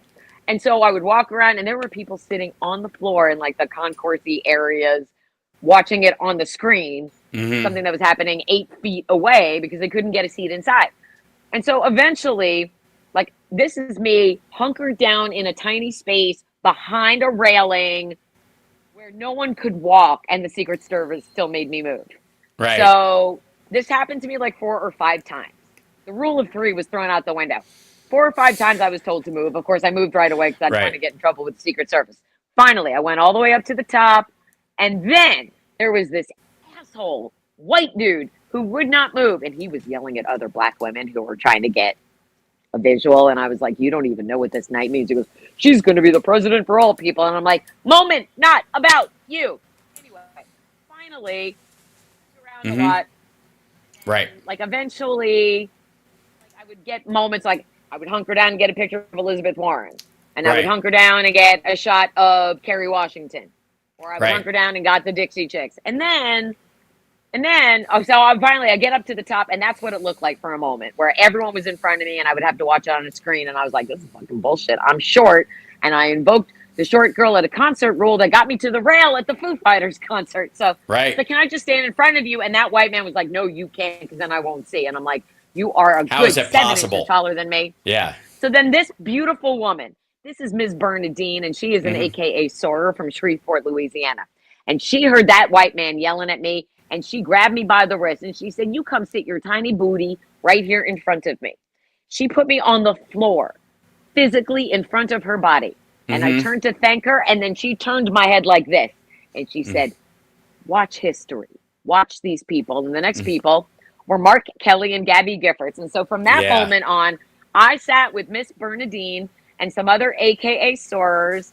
And the only thing that I had to do to keep that seat was promise her that I would take a photo when Kamala Harris was on the stage. Pretty easy assignment after that.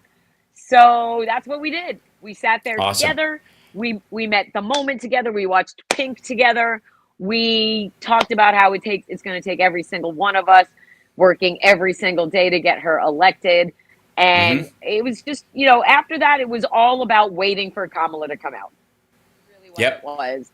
And then when she did, the place fucking exploded. Now, as far as the Beyonce rumor, the Taylor rumor, I got it from people who know, like people who are connected, like, yep, it's Beyonce. And I was like, how can okay.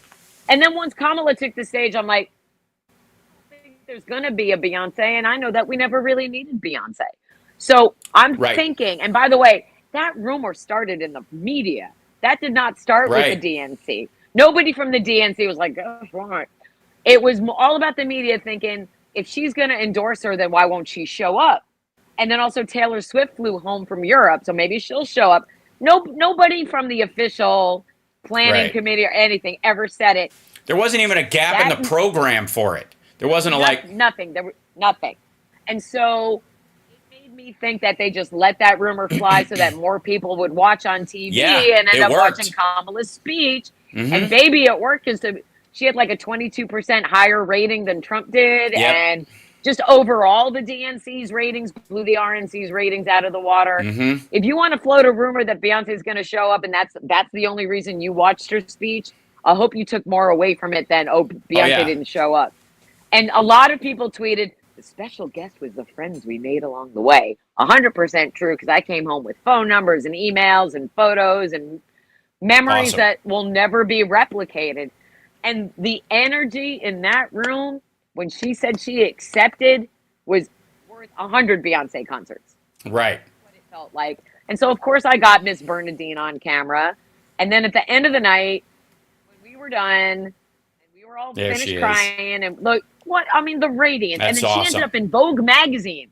She was in VogueMagazine.com because they were talking about the other because we saw red, white, and blue, but we also saw the pink and the green for AKA when we were there. And so there's a whole article about that. And she was like the cover photo. So I was so proud to meet Miss Bernadine. And I told her at the end of the night that I will never forget her, that she changed my night and changed my entire experience. Aww. Because to watch the first Black woman you, being nominated for president, Miss Bernadine, you are everything. We're in touch. We text.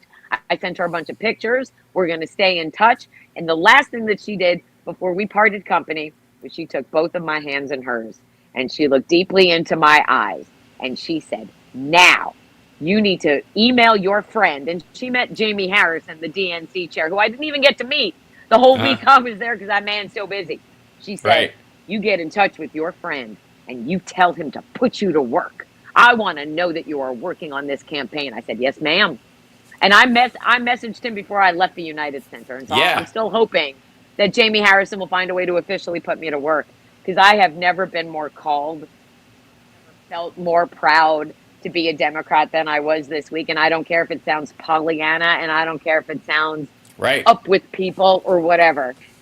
I was already in it, right? You all know that. You already know how devoted I am. But this experience really cemented for me not just how we need to win, but how everybody there. So if everybody, and my friend Condi tweeted this also, everybody who was in that room is going home to vote for her, to work for her, to volunteer for her, to knock on doors, to phone bank, to sign up. My own 25-year-old white boy son, who made his first political donation was to Kamala. He told me when he picked me up from the airport that he's going to talk to his friends and make sure they're all registered to vote and that they're all going to vote for Kamala. So every single person who was there every single night is going to be working our asses off. And all we come home to is JD Vance and his stupid fucking terrible donut shop visit because he doesn't know how to talk to people. And Donald Trump molting in real time.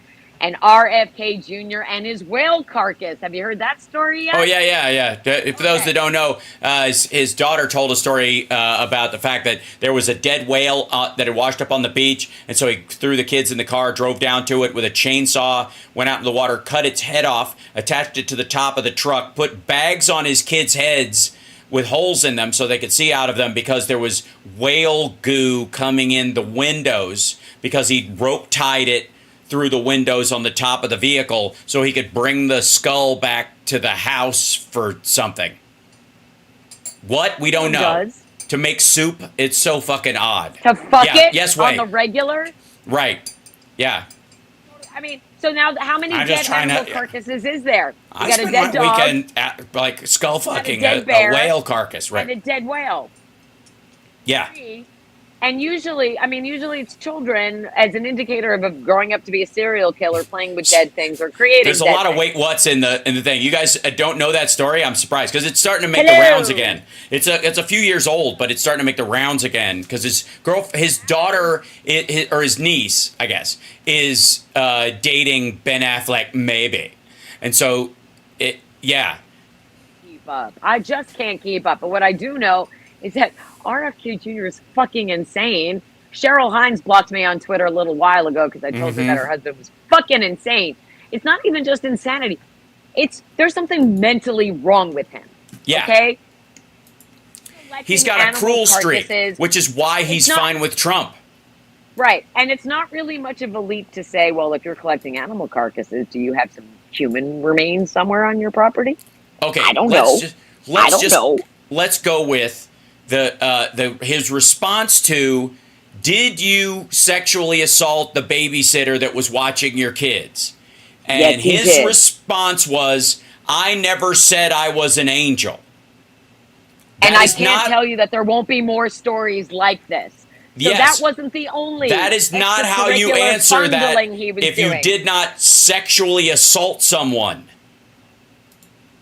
That's a yes. The answer is yes. That's what you kids in the chat. Jesus. Stop now. Can you stop now? Can you stop? I had a screaming fight on the phone with my stepfather as I walked through the streets of Chicago because he has every intention of voting for Trump for a third time. And I did what I could. It was the day after Michelle Obama told us to have the difficult conversations. And I'm willing to have the difficult conversations, like yelling at my stepfather and saying, do you like the apartment you're living in? Did you want to keep it that my mother bought that you didn't buy? Why do you want my mother to lose her Social Security, you piece of shit? Why would you do this and why would you do that? My stepfather, who is married to a woman, has me and also has 4 granddaughters, my 4 nieces, still won't. And he actually said, I'm voting for Trump to cancel out your mother's vote for Kamala. This is the mentality. He doesn't even like Trump. He doesn't like Trump at all. He just can't vote for Democrats. And I'm really tired of people making up these fucking stupid excuses for not showing up for your country. I don't really care. That's what Cornel West's entire, campaign is based on. Yeah, that's what that is. That's what Dean Phillips was trying to capitalize. That's what Marianne Williamson's thing was entirely based on. Was just I can't vote for Democrats. Go away. Yeah, right. And Jill Stein, right. So real quick, RFK drove family to Mount Cisco with a whale's severed head on the van. His daughter said in 2012. In Town and Country magazine, which is when you talk about a severed whale head. Let's just go straight there. Camelot continued. Kit Kennedy's private tour of the family compound. Hold on one second. Her name is Kit, by the way. She's named after Kathleen. The niece of Jackie Jackie Kennedy would have loved Kit Kennedy. Blah blah blah. Really lean into that town and country. Gosh. Yeah. How do you know what Jackie Kennedy? She's dead. Why would you even say shit like that? Well, she's actually. I love the way that. Yeah, in theory, she's one of the good ones.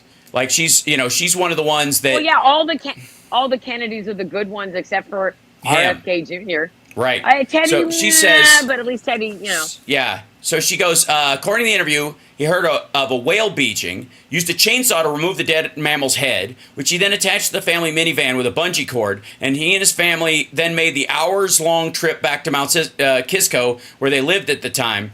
Kick said whale juice poured into the windows of the van every time he accelerated on the highway, calling it the rankest thing on the planet. The family put plastic bags over their heads with mouth holes cut out, Kick told Town and Country. People on the highway were giving us the finger, Kick said, but that was just normal day-to-day stuff for us. Resurfacing of the beach whale tail is just another bit of oddity. Yeah. And again, this, like, his bear cub story and the fucking dog eating. Honestly. And... the bear, the saying in his just like saying negative things about Trump, even as he's getting an endorsement from him. It's crazy. And if Trump actually replaces J.D. Vance with Kennedy, and I think we talked about this on the show a couple of weeks ago, that I was surprised that he didn't, just for the visual of having the name Trump above the name Kennedy on all of this stuff. But I don't think he's going to replace him. Isn't there like a rule that you can't. Once you're nominated? You can't. Yeah, it's unless J.D. Vance drops out. No, it doesn't matter. Even in that case, it would still be Trump Vance on the ticket that you would vote for. It's like when a candidate dies. You can't change it, but the idea is that he's really going to be the guy, and you have to go through the process of telling everybody that's what's going to. I got to tell you though, I'm convinced that he got RFK Jr.'s endorsement the day he said he would not release the Epstein files. When he was on Fox News and he said, "Oh, no, I don't think I would. I mean, there's a lot of phony stuff in there." That was the day. Somebody else released them, so it's okay. But there's more. There's more, though. There's federal stuff that has not. More? Yes, of course. There's a bunch of. Chat, did you know that there's rape and slapping of small children in the files that have already been released? Did you know that he slapped them in the face? A 12-year-old and a 13-year-old slapped them in the face because they gave him a bad blowjob. Right. That's great. Thank you. And RFK Jr. is one of the other people who's all over the flight logs. And now I would say there are more pictures coming out of Epstein and him at social gatherings, like the ones with Ghislaine Maxwell and Trump and Melania and all this stuff, all around the same time. It won't matter to the culty cults people who are still at this stage of the game. Your friends I'm not worried in the chat. The people who are going to vote for him are going to vote for him, but the people who are looking for a reason to stand down are now awash in them, and that's the good part. That's the upside. I mean, if you don't want to show up and vote, I'm actually fine with that on the other side, because what? Yeah, I don't expect you to vote. Don't you want your country to continue the way it is? I don't expect them to vote for Kamala Harris. I really don't. But if they decide not to vote at all because both choices are untenable, that in and of itself is a choice, if you believe the words of Rush, which I do. But it is important. Like, I want everybody to vote because I want people to participate. But in this case, if they're going to stand down, that's their decision, and it's a decision that the Republicans left them with. Because and you should be demanding better of your party. I mean, that shit that Rich Lowry wrote in the New York Times today. First of all, about Trump can win on charm. That one, or character. What fucking character? Is it the rapey character, the felonious character, the lying character? I mean, which character? What a dick. So, I mean, I think they pretty much know that they can't win. And what are you going to do? I mean, it's, to me, again, by the way, I would like you to know, I'm pretty sure, I think they changed the title of that article. Wait 1 second. Because I think likes to do that. The New York Times likes to change their headlines once people start getting mad about them. Yep. So, and by the way, in the chat who are not MAGA, go ahead and go to your iTunes or whatever music service that you use and download both the regular version of My Hero by Foo Fighters from The Color and the Shape, as well as the acoustic version from the album Skin and Bones, because Foo Fighters will be donating all of those royalties to the Harris Walls campaign because they did not give Trump permission. I got off my plane on Friday after being delayed about 4.5 hours. And my phone was blowing up. Hey, Tara, Foo Fighters. Hey, Tara, Foo Fighters. Hey, Tara, Foo Fighters. So I'm really excited to know that Foo Fighters will probably play the Harris Walls inauguration now at this point, probably. The more people who don't like, I mean, hey, I have that. I brought that sign home. I know. We fight, we win. It's in my window right now. That's what we're talking about. It's a Trump can win on character. And this is, by the way, guest essay. By the way, this is how the New York Times does this. Because you can buy your way onto the op-ed page. This is Rich Lowry. He's the editor-in-chief of the National Review. Which is like a guest essay. That's adorable. I mean, I have on more than one occasion tried to get the Washington Post and the New York Times to run an opinion of mine, but they just don't for some reason. I don't know why. Just like Facebook. Every single day this week, when I posted about the DNC on Facebook and used the hashtag DNC, my posts got removed on Facebook. Every single one, including that one that you just put up, which was just me saying how exhausted I was. Right. And I posted that I was exhausted from the DNC and used the hashtag DNC, and Facebook removed that one. I tweeted about how tired I was. I basically put that one on Facebook, and they deleted that as well. They've been deleting all of my DNC posts this entire week. I wonder why, Zuck. So what are they so afraid of? Losing, maybe? I don't know. Here's the thing. I would like to give you an example of what this essay is saying, in essence. One of his talents as a communicator is sheer repetition. Which, when he's onto something that works, attains a certain power. Everyone knew in 2016 that he wanted to build a wall and have Mexico pay for it, which never happened, by the way. It turned out to be a lie. So therefore, one of his talents as a communicator is lying to idiots, but whatever. Repeatedly lying. This is the advice from the editor-in-chief of the National Review, I would like to remind you. It would be quite natural for him, if he settled on this approach, to call Miss Harris weak 50 times a day. Basically, he's just trying to... Russian propaganda 101. This is this guy, audience of one, trying to advise the campaign in the open, because that's the only way you can get to Trump, but through his increasingly tight group of handlers and whatever the fuck. So that's what this guy is doing. He thinks the best strategy is call the woman of color weak. It's really already working for him. All of the racism and misogyny is really, really going well for your whole campaign. Just, they have nothing. And now they're talking about how he's like, why should I show up to debate? She's not even a good debater. She's not going to, I mean, it's, again, every accusation is a confession. But if you are a person who makes wagers, I would recommend that you put a whole ton of money on Donald Trump not showing up on the 10th. Just every day shit gets worse for him, which is a delight for us. But what you got there? I would like to say this is another example of the fine logic of this asshole. Little Mark, he's talking about what has worked in the past. Crooked Hillary underlying Clinton's ethical lapses, which is not what he accused her. He accused her of being a criminal that needed to go to Guantanamo. That's what Crooked was. But anyways, Little Marco diminishing a young primary opponent who lacked gravity. It was a short joke, you fucking asshole. It had nothing to do with the littleness of his campaign. You called somebody Big Little Marco as an ironic gesture or as some way of shitting on them about, like, he's a big dude, but I call him Little Marco because he doesn't do anything, right? He just made fun of his fucking height. That's all that was. It was just a cheap shot, dumbass. Oh, God.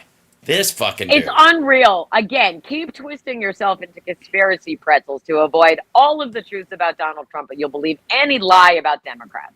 It makes no sense to me, but then again, I'm a thinking person. who is capable of making my own decisions. Yeah. And I'm not in a cult. I know we're way over, but I'm so excited. Yeah, it was great. Thank you so much for sharing that with us. Oh, by the way, I also ran into John Fugelsang on the street one night, and we talked about how excited everybody where he spends most of his time. I'm going to see you a week from Friday/Saturday. Yes, and my mom will be here. Yay! Meet my mom too. Nerd we'll have to talk about the VIP hookup stuff. So yes, Nerd Halen is on Friday, and then Saturday is Sexy Liberal. So I can't promise you that I'm going to bring my mom to Nerd Halen. I understand, although she would enjoy it. That venue's a little rough.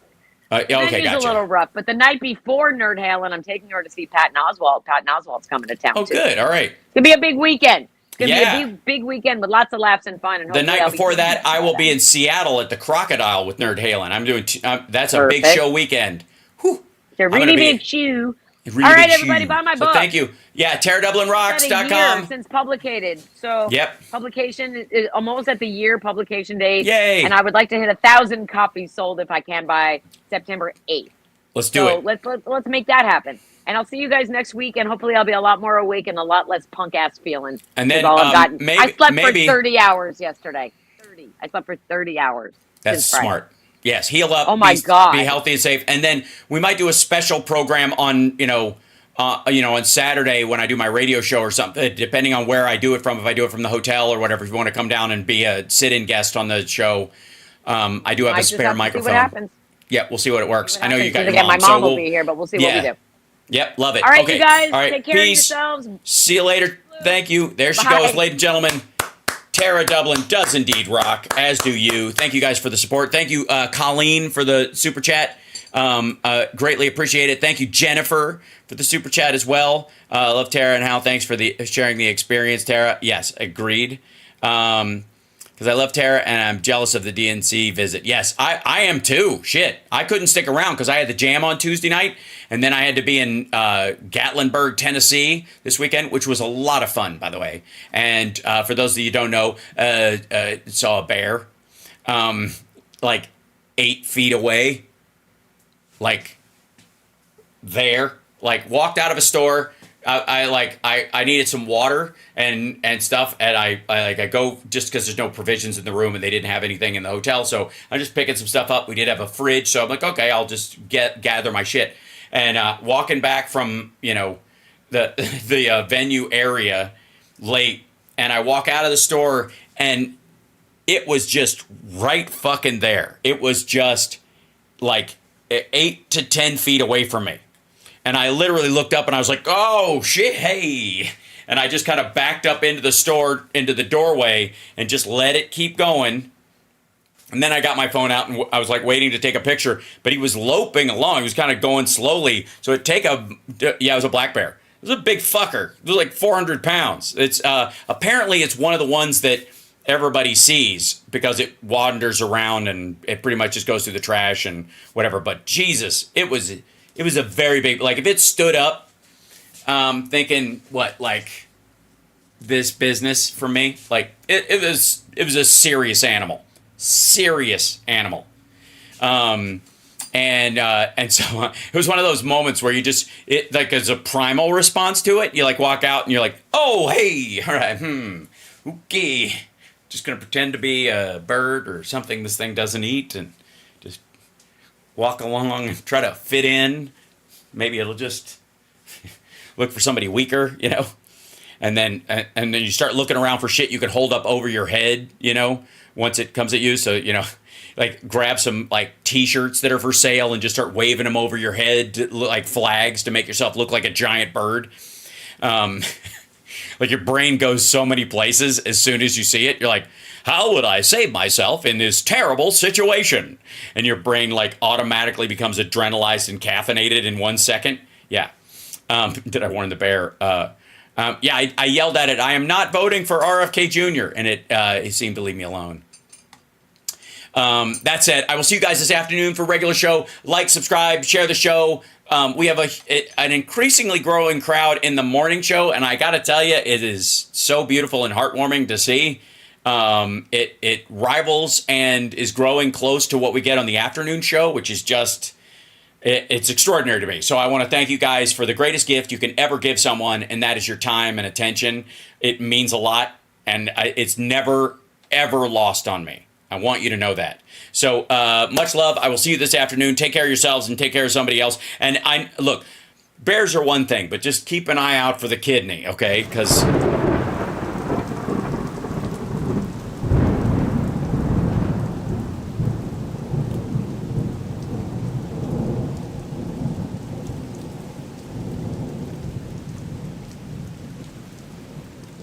The kidney has a very special place in the heart. Oh, right. Almost got me there. I guess. All right. See you guys later. Take care, and I'll see you soon.